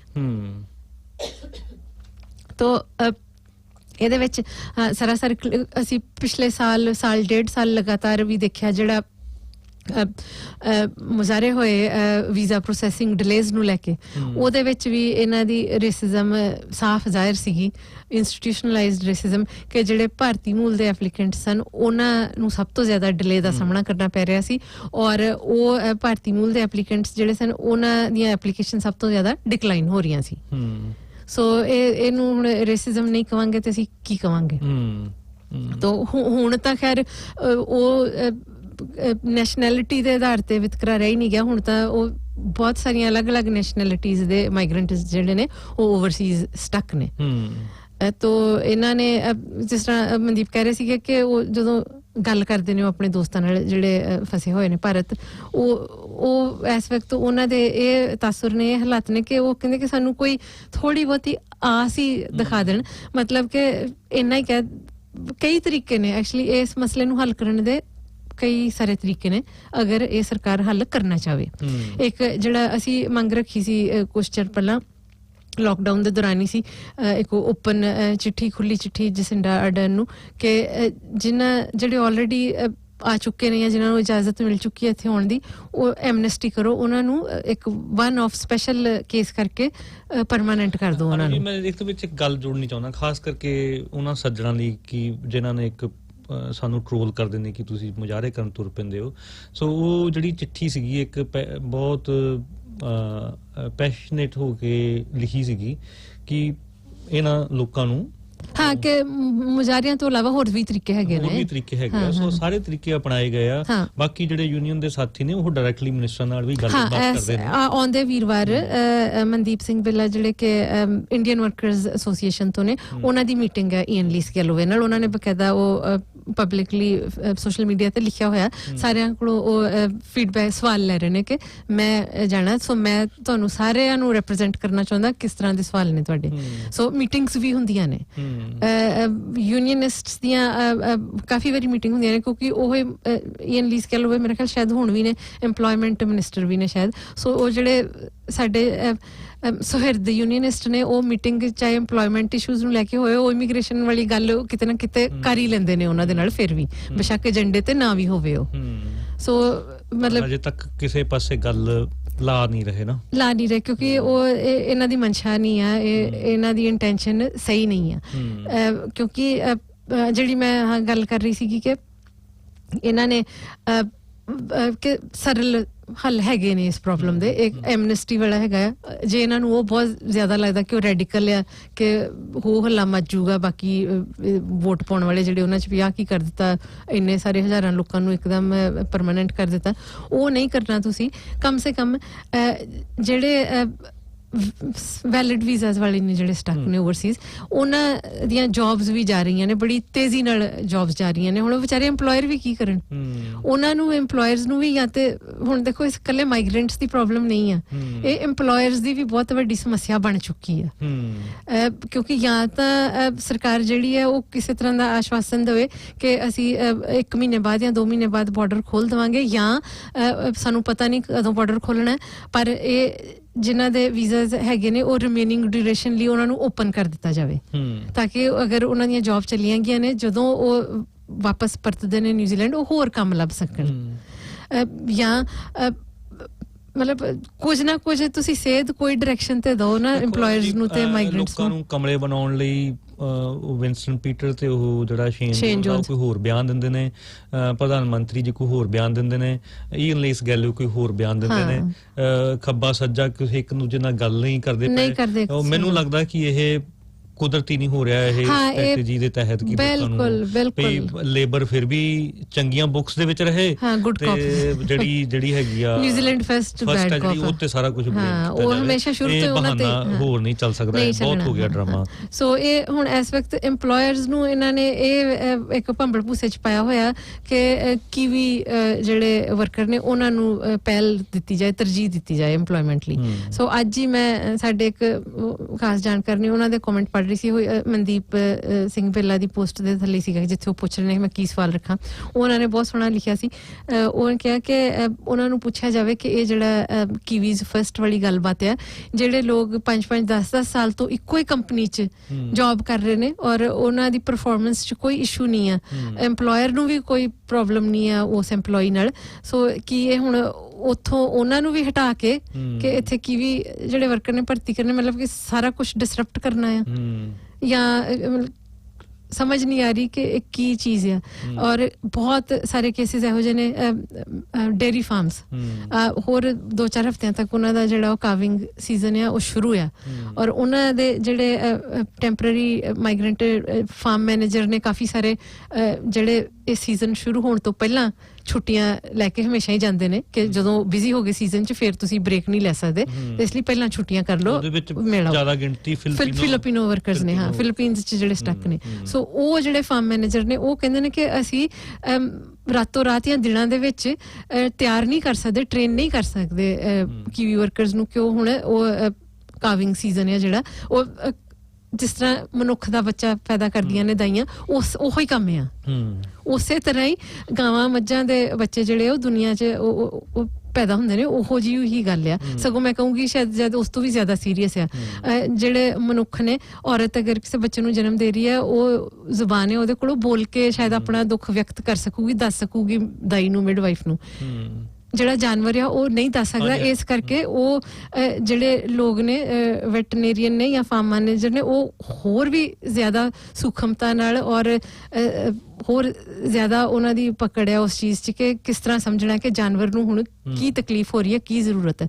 ਸੋ ਉਹੋ ਜੇ ਵਰਕ ਫੀਲਡਸ 'ਚ ਤੁਸੀਂ ਕਹਿ ਰਹੇ ਹੋ ਕਿ ਕੀਵੀ ਵਰਕਰਸ ਨੂੰ ਟ੍ਰੇਨ ਕਰਕੇ ਤੇ ਆਪਣਾ ਕੰਮ ਚਲਾ ਲਓ। ਜਿਹੜੀ ਵੱਡੀ ਇੰਡਸਟਰੀ ਆ ਪ੍ਰਾਇਮਰੀ ਇੰਡਸਟਰੀ ਹੈ ਬਿਲਕੁਲ। ਸੋ ਉਹ ਜਿਹੜੇ ਵਰਕਰਸ ਨੇ ਉਹਨਾਂ ਨੂੰ ਐਕਸੈਪਸ਼ਨ, ਕਿਉਂਕਿ ਐਸੈਂਸ਼ੀਅਲ ਵਰਕਰ ਨੇ, ਉਹ ਲੋਕਡਾਊਨ 'ਚ ਐਸੈਂਸ਼ੀਅਲ ਸੀਗੇ, ਹੁਣ ਵੀ ਐਸੈਂਸ਼ੀਅਲ ਨੇ। ਉਹਨਾਂ ਨੂੰ ਇਹਨਾਂ ਨੇ ਪ੍ਰੋਵੀਜ਼ਨ ਰੱਖੀ ਹੋਈ ਹੈ ਕਿ ਉਹ ਐਕਸੈਪਸ਼ਨ ਟੂ ਟਰੈਵਲ ਵਾਸਤੇ ਐਪਲੀਕੇਸ਼ਨ ਲਾਉਣ ਇਮੀਗ੍ਰੇਸ਼ਨ ਨੂੰ। ਕਿਉਂ ਐਪਲੀਕੇਸ਼ਨ ਲਾਉਣ? ਉਹਨਾਂ ਨੂੰ ਵੈਸੇ ਹੀ ਕਿਉਂ ਨਹੀਂ ਐਕਸੈਪਸ਼ਨ ਦਿੱਤੀ ਜਾਂਦੀ? ਖੈਰ ਉਹ ਐਪਲੀਕੇਸ਼ਨ ਲਾਉਂਦੇ ਨੇ ਔਰ ਬਾਰ-ਬਾਰ ਉਹਨਾਂ ਦੀ ਐਪਲੀਕੇਸ਼ਨ ਜਿਹੜੀ ਹੈ ਰਿਜੈਕਟ ਹੁੰਦੀ ਹੈ। ਸੋ ਇਹ ਮਤਲਬ ਇੱਕ ਤਾਂ ਇਕੋਨਮੀ ਨੂੰ ਪਹਿਲਾਂ ਹੀ ਥੋੜੀ ਢਾਹ ਤਾਂ ਖੈਰ ਇਕੋਨਮੀ ਨੂੰ ਲੱਗਣੀ ਸੀ, ਉਹ ਜਿਹੜਾ ਕੈਪੀਟਲਿਜ਼ਮ ਦਾ ਉਹ ਚੱਲਦਾ ਹੈ ਕ੍ਰਾਈਸਿਸ ਦਾ ਸਿਸਟਮ। ਪਰ COVID-19 ਲੋਕਡਾਊਨ ਇੱਕ ਬਹਾਨਾ ਬਣ ਗਿਆ ਇਹਨਾਂ ਲਈ, ਉਹ ਕਿ ਇਸ ਕਰਕੇ ਇਕੋਨਮੀ ਥੱਲੇ ਗਈ ਹੈ। ਹੁਣ ਇਹੋ ਜਿਹੀਆਂ ਇਹਨਾਂ ਦੀਆਂ ਮੈਂ ਕਹਾਂਗੀ ਕਿ ਮਾੜੀਆਂ ਨੀਤੀਆਂ ਔਰ ਮਾੜੀਆਂ ਨੀਅਤਾਂ ਕਰਕੇ ਉਹ ਇਹ ਹੋਰ ਢਾਹ ਲਾ ਰਹੇ ਨੇ ਉਸ ਇਕੋਨਮੀ ਨੂੰ। ਵੇਖੋ ਨੂੰ ਜੀ, ਗੱਲ ਤੇ ਹੈ ਕਿ ਜਦੋਂ ਈਅਨ ਲੀਸ ਕੈਲੋਵੇ ਨੇ ਇਮੀਗ੍ਰੇਸ਼ਨ ਦਾ ਡਿਪਾਰਟਮੈਂਟ ਆਪਣੇ ਹੱਥ 'ਚ ਲਿਆ, ਸਾਨੂੰ ਲੱਗਦਾ ਸੀਗਾ ਵੀ ਸ਼ਾਇਦ ਇਹ ਜਿਹੜੀ ਬਿਊਰੋਕ੍ਰੇਸੀ ਹੈ ਉਹਨੂੰ ਬਾਈਪਾਸ ਕਰਨਾ ਚਾਹੁੰਦਾ, ਸ਼ਾਇਦ ਇਹਦਾ ਜਿਹੜਾ ਕਨਫਲਿਕਟ ਵਿੰਸਟਨ ਪੀਟਰ ਦੇ ਨਾਲ, ਹਾਂ ਸ਼ਾਇਦ ਉਹਦੇ ਚੋਂ ਨਿਕਲਣ ਦਾ ਇੱਕ ਤਰੀਕਾ ਹੈ, ਨਿਕਲਣਾ ਚਾਹੁੰਦੇ ਨੇ। ਪਰ ਬਿਲਕੁਲ ਗੱਲ ਬਿਲਕੁਲ ਉਲਟੀ ਸਾਬਤ ਹੋਈ ਆ ਔਰ ਅਸੀਂ ਇਸ ਗੱਲ ਨੂੰ ਦਾਅਵੇ ਨਾਲ ਹੁਣ ਕਹਿ ਸਕਦੇ ਹਾਂ ਕਿ ਇਹ ਹੁਣ ਤੱਕ ਇਹਨਾਂ ਨੇ ਨਿਊਜ਼ੀਲੈਂਡ ਫਸਟ ਜਿਹੜੀ ਪਾਰਟੀ ਆ ਉਹਨੂੰ ਐਜ਼ ਏ ਵਰਤਿਆ ਗਿਆ ਵੀ ਉਹਨਾਂ ਕਰਕੇ ਸਾਰੀਆਂ ਪਾਲਿਸੀਆਂ ਇਹਦੇ ਵਿੱਚ ਹੁਣ ਇਹ ਲੱਗ ਰਿਹਾ ਵੀ ਇਹਦੇ ਵਿੱਚ ਲੇਬਰ ਦੀ ਜਿਹੜੀ ਸਰਕਾਰ ਹੈ, ਇਹਦੀ ਜਿਹੜੀ ਨੀਅਤ ਆ ਜਿਹੜੇ ਪ੍ਰਵਾਸੀ ਕਾਮੇ ਨੇ ਉਹਨਾਂ ਪ੍ਰਤੀ ਠੀਕ ਨਹੀਂ ਹੈ। ਬਿਲਕੁਲ ਨਹੀਂ, ਕਿਉਂਕਿ ਪੂਰਾ 1 ਮਹੀਨਾ ਹੋ ਚੁੱਕਿਆ। 15 ਮਈ ਨੂੰ ਇਹਨਾਂ ਨੇ ਉਹ ਜਿਹੜਾ ਬਿੱਲ ਸੀਗਾ COVID-19 amendment, immigration amendment bill, ਉਹ ਪਾਸ ਕਰਕੇ ਐਕਟ ਬਣਿਆ 15 ਮਈ ਨੂੰ। ਅੱਜ 15 ਜੂਨ ਆ, ਪੂਰਾ 1 ਮਹੀਨਾ ਹੋ ਗਿਆ। ਇਹਨਾਂ ਨੇ ਕੁਝ ਵੀ ਵਰਤੋਂ ਨਹੀਂ ਕੀਤੀ ਹੈ ਉਸ ਪਾਵਰ ਦੀ। ਸਾਨੂੰ ਉਦੋਂ ਇਹ ਕਿਹਾ ਗਿਆ ਸੀਗਾ ਕਿ ਕੋਈ ਮਤਲਬ ਕਿ ਨੈਗੇਟਿਵ ਅਸਰ ਨਹੀਂ ਪਊਗਾ ਮਾਈਗ੍ਰੈਂਟਸ ਦੇ ਵੀਜ਼ਾਸ ਤੇ, ਕਿਸੇ ਨੂੰ ਡਿਪੋਰਟ ਨਹੀਂ ਕੀਤਾ ਜਾਊਗਾ। ਖੈਰ ਚਲੋ ਨਹੀਂ ਕੀਤਾ ਡਿਪੋਰਟ ਕਿਸੇ ਨੂੰ ਇਹਨਾਂ ਨੇ, ਪਰ ਉਹ ਜਿਹੜੇ ਸਟਕ ਨੇ ਓਵਰਸੀਜ਼ ਦੇਰ ਐਜ਼ ਗੁੱਡ ਐਜ਼ ਡਿਪੋਰਟਡ, ਜਿਹੜੇ ਵਾਪਸ ਨਹੀਂ ਆ ਸਕਦੇ। ਤੋ ਉਹਨਾਂ ਦੇ ਵੀਜ਼ੇ ਖੋਲੋ, ਉਹਨਾਂ ਨੂੰ ਵਾਪਸ ਲੈ ਕੇ ਆਓ। ਦੂਸਰਾ ਜਿਹੜਾ ਬਾਰ-ਬਾਰ ਵਰਤਦੇ ਨੇ ਬਹਾਨਾ ਕਿ ਸਿਰਫ ਪਤਾ ਨਹੀਂ 250 ਕਿ 350 ਵਿਅਕਤੀ ਇੱਕ ਦਿਨ 'ਚ 250 ਐਂਟਰ ਹੋ ਸਕਦਾ, ਕਿਉਂਕਿ ਇਸ ਤੋਂ ਜ਼ਿਆਦਾ ਲੋਕਾਂ ਨੂੰ ਕੁਆਰੰਟੀਨ 'ਚ ਰੱਖਣ ਦੀ ਸਾਡੇ ਕੋਲ ਸਹੂਲਤ ਨਹੀਂ ਹੈ। ਹੋਟਲ ਜਗ੍ਹਾ ਜਗ੍ਹਾ ਬੰਦ ਪਏ ਨੇ। ਮੈਂ 2 ਦਿਨ ਪਹਿਲੇ ਖਬਰ ਪੜ੍ਹ ਰਹੀ ਸੀ, ਨਾਰਥ 'ਚ ਹੋਟਲ ਹੈ ਮੇਰੇ ਖਿਆਲ 'ਚ, ਹੋਟਲ ਮਿਲੇਨੀਅਮ, ਜਿਹੜਾ ਕਿ ਕਿੰਨੇ ਸਾਰੇ ਵਰਕਰਸ ਨੂੰ ਰਿਡੰਡੈਂਟ ਕਰ ਰਿਹਾ ਔਰ ਯੂਨਾਈਟ ਚੇਨ ਬੰਦ ਹੋਈ ਹੈ ਜੀ, ਇੱਕ ਚੇਨ ਆ ਪੂਰੀ ਹੋਟਲਾਂ ਦੀ, ਉਹ ਪੂਰੀ ਚੇਨ ਬੰਦ ਹੋਈ ਹੈ। ਸੋ ਵਾਈ ਨਾਟ ਕਿ ਉਹ ਹੋਟਲਸ ਨੂੰ ਸਰਕਾਰ ਉਹਨਾਂ ਨੂੰ ਮਦਦ ਕਰੇ ਤਾਂ ਕਿ ਉਹ ਖੁੱਲੇ ਰਹਿਣ, ਕੁਆਰੰਟੀਨ ਫੈਸਿਲਿਟੀਜ਼ ਬਣ ਕੇ ਖੁੱਲੇ ਰਹਿਣ। ਔਰ ਯੂਨਾਈਟ ਯੂਨੀਅਨ ਦੇ ਮੈਂਬਰ, ਕਿਉਂਕਿ ਯੂਨਾਈਟ ਲੁੱਕ ਆਫਟਰ ਕਰਦੀ ਹੈ ਹੋਟਲ ਸੈਕਟਰ ਨੂੰ, ਉਹ ਮੈਂਬਰ ਸਾਡੇ ਜਿਹੜੇ ਵਰਕਰਸ ਨੇ ਉਹਨਾਂ ਦੀਆਂ ਜੌਬਸ ਆ ਰਹੀਆਂ। ਜੌਬਸ ਵੀ ਇੰਨੀਆਂ ਨਹੀਂ ਘੱਟ ਹੋਣਗੀਆਂ, ਲੋਕਾਂ ਨੂੰ ਰੁਜ਼ਗਾਰ ਮਿਲਿਆ ਰਹੂਗਾ। ਕਿੰਨਾ ਔਖਾ ਹੈ, ਚਲੋ ਉਹ ਅਪ ਨੋਰਥ ਦੇ ਵਿੱਚ ਆ ਹੋਟਲ, ਪਰ ਇੱਥੋਂ ਹੁਣ ਇੱਥੋਂ ਜਿਹੜੀਆਂ ਆਕਲੈਂਡ ਤੋਂ ਬੱਸਾਂ ਟਰੰਗੇ ਵੀ ਜਾਂਦੀਆਂ ਨੇ ਹਾਂਜੀ ਸਾਰੇ ਪਾਸੇ ਉੱਥੋਂ ਬੱਸ 에ਅਰਪੋਰਟ ਤੋਂ ਬੱਸ ਹਾਂ ਬਿਲਕੁਲ ਸਿੱਧੀ ਜਾ ਸਕਦੇ ਹਾਂ ਬਿਲਕੁਲ ਬਿਲਕੁਲ ਅਗਰ ਕਰਨਾ ਹੋਵੇ ਉਹ ਕੀ ਕਹਿੰਦੇ ਕਿ ਜਿੱਥੇ ਚਾਹ ਉੱਥੇ ਰਾਹ ਕਹਾਵਤ ਹੈ ਜਿਹੜੀ ਜੋ ਇਹਨਾਂ ਦੀ ਮਰਜ਼ੀ ਹੋਵੇ ਕਰਨ ਦੀ ਕਰ ਸਕਦੇ ਨੇ ਸੋ ਇਹਦੇ ਪਿੱਛੇ ਹਾਂ ਪੋਲੀਟੀਕਲੀ ਹੈ ਇਹਨਾਂ ਦਾ ਜੋ ਵੀ ਹੈਗਾ ਕਿਉਂਕਿ ਇੰਨੀ ਜਿਹੜੀ ਉਹ ਪਪੂਲੈਰਿਟੀ ਇਸ ਵਕਤ ਜਸਿੰਡਾ ਦੀ ਬਣ ਚੁੱਕੀ ਹੈ ਇਦਾਂ ਦਾ ਕੁਝ ਕਰਕੇ ਕਿ ਮਾਈਗ੍ਰੈਂਟਸ ਨੂੰ ਅਸੀਂ ਵਾਪਸ ਲੈ ਆਏ ਆ ਕਿਉਂਕਿ ਓਬਵੀਅਸਲੀ ਉਹ ਅਗਰ ਜੇ ਲਿਆਉਣਗੇ ਤਾਂ ਉਹ ਪਬਲਿਕ ਜਨਤਕ ਤੇ ਹੋਊਗੀ ਗੱਲ ਸ਼ਾਇਦ ਇਹਨਾਂ ਦੀ ਹੋਰ ਮਾਈਗ੍ਰੈਂਟ ਕਮਿਊਨਿਟੀਆਂ ਜਿਹੜੀਆਂ ਨੇ ਉਹ ਇਹਨਾਂ ਦੀ ਤਾਰੀਫ ਕਰ ਦੇਣਗੇ ਸ਼ਾਇਦ ਵੋਟ ਇਹਨਾਂ ਨੂੰ ਆਪਣੀ ਘੱਟ ਦੀ ਨਜ਼ਰ ਆਉਂਦੀ ਹੋਵੇ ਮੈਨੂੰ ਨਹੀਂ ਪਤਾ ਹਾਂ ਇਹਨਾਂ ਨੂੰ ਜੀ ਬੈਲੈਂਸ ਕਰਦੇ ਹੋਣਗੇ ਨਾ ਕਿ ਇਹਨੂੰ ਇੰਨੀ ਘਟੀ ਤੇ ਉਧਰੋਂ ਜਿਹੜੇ ਵਿਰੋਧ ਹੋਣਗੇ ਸੋ ਪੋਲਿਟਿਕਸ ਖੇਡ ਰਹੇ ਨੇ ਆਪਣੀ ਕੋਈ ਕੈਲਕੂਲੇਸ਼ਨ ਆ ਤਾਂ ਇਹ ਕਾਫੀ ਬਹੁਤ ਵੱਡਾ ਧੱਕਾ ਆ ਸੋ ਅਸੀਂ ਇਹ ਸੋਚ ਰਹੇ ਹਾਂ ਕਿ ਇਹ ਮੂਵਮੈਂਟ ਜਿਹੜੀ ਹੈ ਬਕਾਇਦਾ ਸੜਕਾਂ ਤੇ ਉਤਰਿਆ ਜਾਵੇ ਬਲੈਕ ਲਾਈਵਜ਼ ਮੈਟਰ ਦੇ ਨਾਲ ਨਾਲ ਮਾਈਗ੍ਰੈਂਟ ਲਾਈਵਜ਼ ਮੈਟਰ ਵੀ ਉਹ ਇੱਕ ਜੁਆਇੰਟ ਜਿਹੜੀ ਆ ਮੂਵਮੈਂਟ ਉਹਨੂੰ ਕੀਤਾ ਜਾਵੇ ਇਹਦੇ ਲਈ ਜਿਹੜੀਆਂ ਸੂਚਨਾਵਾਂ ਮੈਂ ਸ਼ੇਅਰ ਕਰਨੀਆਂ ਸੀਗੀਆਂ ਸਰੋਤਿਆਂ ਨਾਲ ਆਉਂਦੇ ਸ਼ਨੀਚਰਵਾਰ ਨੂੰ ਹਾਲੇ ਅਸੀਂ ਫਾਈਨਲਾਈਜ਼ ਨਹੀਂ ਕੀਤਾ ਸ਼ਾਇਦ ਆਉਂਦੇ ਸ਼ਨੀਚਰਵਾਰ 20 ਜੂਨ ਨੂੰ ਆਫਟਰਨੂਨ 'ਚ ਅਸੀਂ ਇੱਕ ਪਬਲਿਕ ਮੀਟਿੰਗ ਇਸ ਮੁੱਦੇ ਤੇ ਰੱਖਾਂਗੇ ਮਾਈਗ੍ਰੈਂਟ ਲਾਈਵਜ਼ ਮੈਟਰ ਸੋ ਉਹ ਜਿਸ ਤਰ੍ਹਾਂ ਹੀ ਸਾਡਾ ਸਾਰਾ ਕੁਝ ਫਾਈਨਲਾਈਜ਼ ਹੋਊਗਾ ਸਾਡਾ ਜਿਹੜਾ ਫੇਸਬੁੱਕ ਪੇਜ ਹੈ ਮਾਈਗ੍ਰੈਂਟ ਵਰਕਰਸ ਐਸੋਸੀਏਸ਼ਨ ਉੱਥੇ ਇਵੈਂਟ ਬਣਾ ਕੇ ਅਸੀਂ ਪਾ ਦੇਵਾਂਗੇ ਤੋ ਇਹਦੇ 'ਚ ਕਿਉਂਕਿ ਜਿਹੜੀ ਗੱਲ ਤੁਸੀਂ ਮਨਦੀਪ ਨਾਲ ਕਰ ਰਹੇ ਸੀਗੇ ਕਿ ਲੋਕ ਅਸੀਂ ਦੇਖਿਆ ਬੀਤੇ ਸਮੇਂ 'ਚ ਜਿੰਨੇ ਉਹ ਪ੍ਰੋਟੈਸਟ ਹੁੰਦੇ ਨੇ ਮਾਈਗ੍ਰੈਂਟਸ ਨੂੰ ਲੈ ਕੇ ਲੋਕ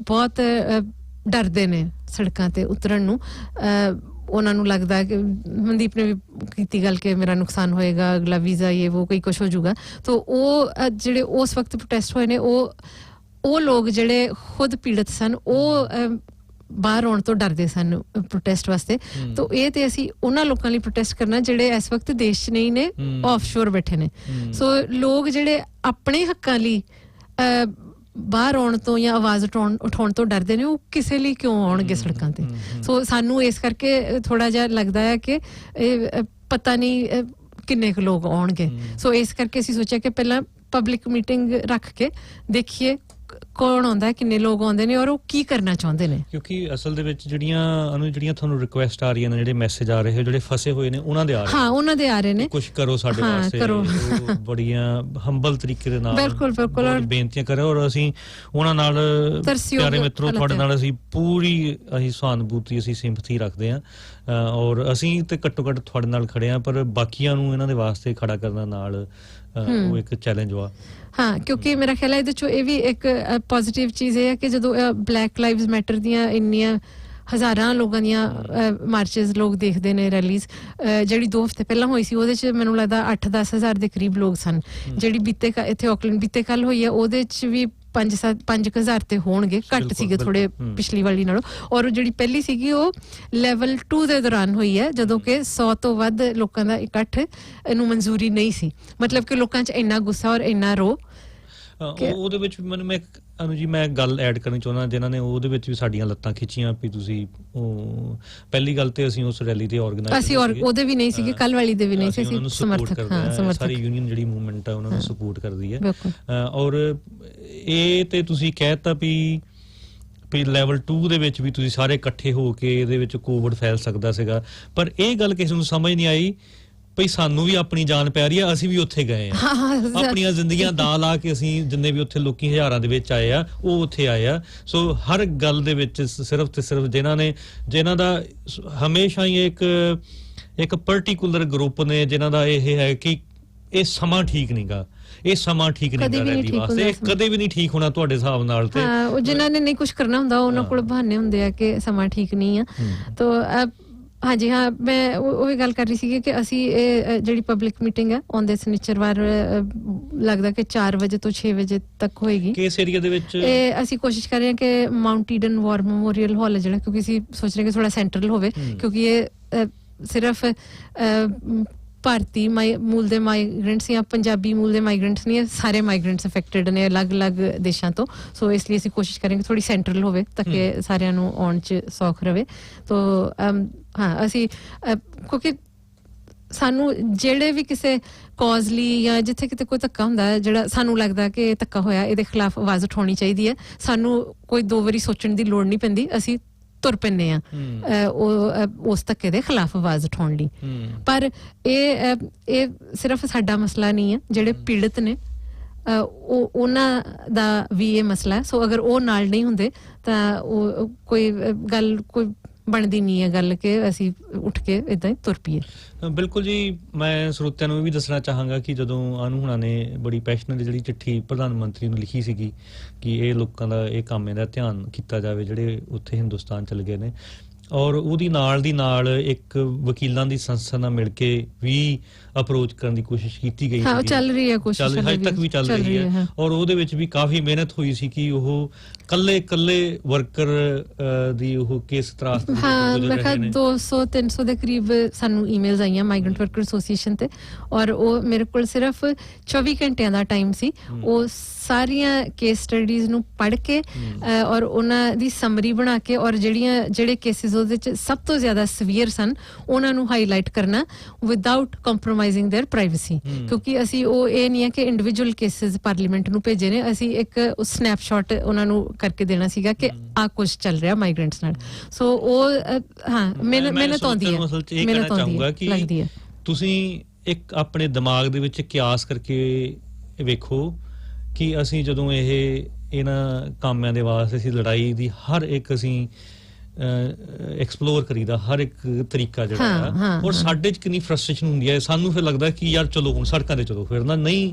ਹਾਂ, ਉਹ ਇੱਕ ਤਰ੍ਹਾਂ ਦਾ ਲਾਸਟ ਰਿਜ਼ੋਰਟ ਹੁੰਦਾ ਹੈ। ਸੋ ਇਦਾਂ ਨਹੀਂ ਵੀ ਮੂੰਹ ਚੱਕਿਆ ਤੇ ਅਸੀਂ ਤੁਰ ਪਏ। ਔਰ ਕੱਲੀ ਸਾਡੀ ਗੱਲ ਨਹੀਂ ਜੀ, ਜਦੋਂ ਅਸੀਂ ਪੰਜਾਬ ਦੇ ਵਿੱਚ ਭਾਰਤ ਦੇ ਵਿੱਚ ਕਿਸਾਨਾਂ ਦੇ ਮਜ਼ਦੂਰਾਂ ਦੀ ਗੱਲ ਕਰਦੇ ਆ, ਕੋਈ ਨਹੀਂ ਉੱਥੇ ਜਦੋਂ ਲੱਖਾਂ ਦੇ ਹਿਸਾਬ ਨਾਲ ਲੋਕ ਇਕੱਠੇ ਹੁੰਦੇ ਨੇ, ਰੋਜ਼ ਡੀਸੀ ਦਾ ਦਫ਼ਤਰ ਘੇਰਿਆ ਹੁੰਦਾ ਆ, ਉਹਨਾਂ ਦੇ ਘਰ 3600 ਕੰਮ ਹੁੰਦੇ ਆ, ਸਾਰੇ ਪਾਸੇ ਖੇਤੀਬਾੜੀ ਨੂੰ ਦੇਖਣਾ, ਮਜ਼ਦੂਰ ਆਪਣੀ ਫੈਕਟਰੀ ਤੋਂ ਕੰਮ ਛੱਡ ਕੇ ਉਹ ਮੁਜ਼ਾਹਰੇ ਦੇ ਵਿੱਚ ਸ਼ਾਮਲ ਹੁੰਦਾ। ਇਹ ਏਦਾਂ ਨਹੀਂ ਹੁੰਦੇ ਹੈਗੇ, ਇਹ ਇੱਕ ਸੈਕਰੀਫਾਈਸ ਕਰਨ ਵਾਲੀ ਗੱਲ ਹੈਗੀ ਆ, ਰਾਦਰ ਦੈਨ ਕਿ ਤੁਸੀਂ ਇਹ ਰੈਂਡਮਲੀ ਇਹ ਸਾਰੀ ਗੱਲਬਾਤ ਹੁੰਦੀ ਹੈ। ਹਾਂ, ਨਹੀਂ ਉਹ ਕਹਿੰਦਾ ਸਟ੍ਰੈਟਜੀ ਹੁੰਦੀ ਹੈ ਉਹ ਸਾਰੀ ਚੀਜ਼ ਦੇ ਪਿੱਛੇ, ਔਰ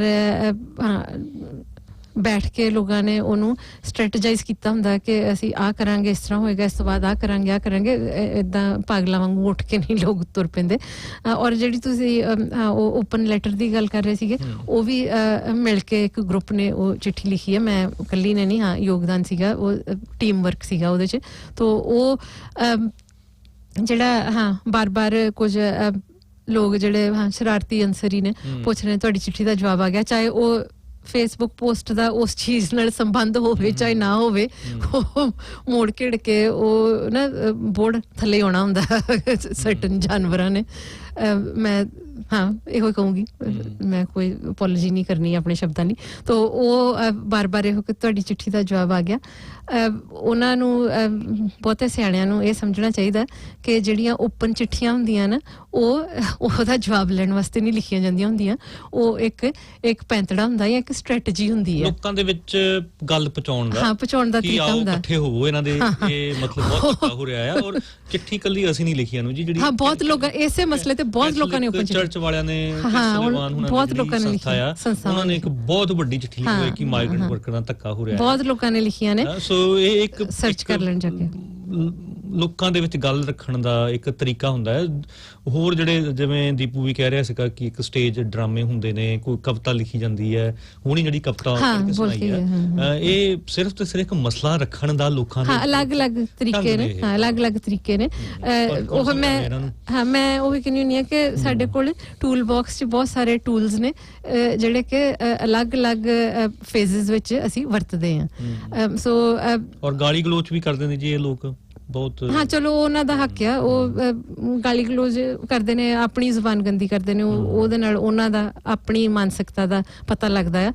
ਗਾਲੀ ਗਲੋਚ ਤੋਂ ਮੈਨੂੰ ਇੱਕ ਹੋਰ ਵੀ ਯਾਦ ਆ ਗਿਆ, ਇੱਕ ਪੋਸਟ ਚੱਲਦੀ ਹੈ, ਮੈਂ ਨਾਂ ਨਹੀਂ ਲੈਣਾ ਕਿਸੇ ਦਾ, ਉਹ ਖਬਰ ਸ਼ੇਅਰ ਕੀਤੀ ਹੋਈ ਹੈ ਗੁਲਰਜ਼ਗਾਹ ਰਹਿਮਾਨ ਜਿਹੜੇ ਗ੍ਰੀਨ ਪਾਰਟੀ ਦੇ MP ਨੇ, ਜਿਹੜੇ ਖੁਦ ਰੈਫਿਊਜੀ ਸਨ, ਉਹਨਾਂ ਦਾ ਪਰਿਵਾਰ ਰੈਫਿਊਜੀ ਬਣ ਕੇ ਇੱਥੇ ਆਇਆ ਈਰਾਨ ਤੋਂ ਐਕਟਿਵਿਸਟ ਵੀ ਨੇ, ਉਹ ਆਮ ਪ੍ਰੋਟੈਸਟ 'ਚ ਆਉਂਦੇ ਨੇ, ਸਾਡੇ ਵੀ ਕਾਫੀ ਸਾਰੇ ਪ੍ਰੋਟੈਸਟ ਸਪੋਰਟ ਕੀਤੇ ਉਹਨਾਂ ਨੇ। ਮੈਂ ਕਹੂੰਗਾ ਜੀ ਕਿ ਜੇ ਨਿਊਜ਼ੀਲੈਂਡ ਦੇ ਪੋਲੀਟੀਸ਼ੀਅਨ ਦੇ ਵਿੱਚ ਅਸੀਂ ਦੋ ਬੰਦਿਆਂ ਦੀ ਸਭ ਤੋਂ ਰਿਸਪੈਕਟ ਕਰਦੇ ਹਾਂ, ਉਹ ਗੁਲਰੇਜ਼ ਤੇ ਮਾਰਾਮਾ ਡੇਵਿਡਸਨ ਕੋ-ਲੀਡਰ ਨੇ ਗ੍ਰੀਨ ਪਾਰਟੀ ਦੇ, ਦੋਨੀ ਗ੍ਰੀਨ ਪਾਰਟੀ ਚ ਨੇ, ਜਿਹੜੇ ਸੱਚੀ ਹੀ ਲੋਕਾਂ ਦੇ ਸੰਘਰਸ਼ਾਂ ਦੇ ਪ੍ਰਤੀ ਜਿੰਨੀ ਕੁ ਆਪਣੀ ਉਹ ਕੋਸ਼ਿਸ਼ ਕਰਦੇ ਨੇ, ਕਰ ਸਕਦੇ ਨੇ, ਹਾਂ, ਸਰਕਾਰਾਂ ਦੇ ਵਿਰੋਧੀ ਜਿਹੜੇ ਸੰਘਰਸ਼ ਨੇ ਉਹਨਾਂ ਦੇ ਵਿੱਚ ਵੱਧ ਚੜ ਕੇ ਉਹ ਹਿੱਸਾ ਲੈਂਦੇ ਨੇ।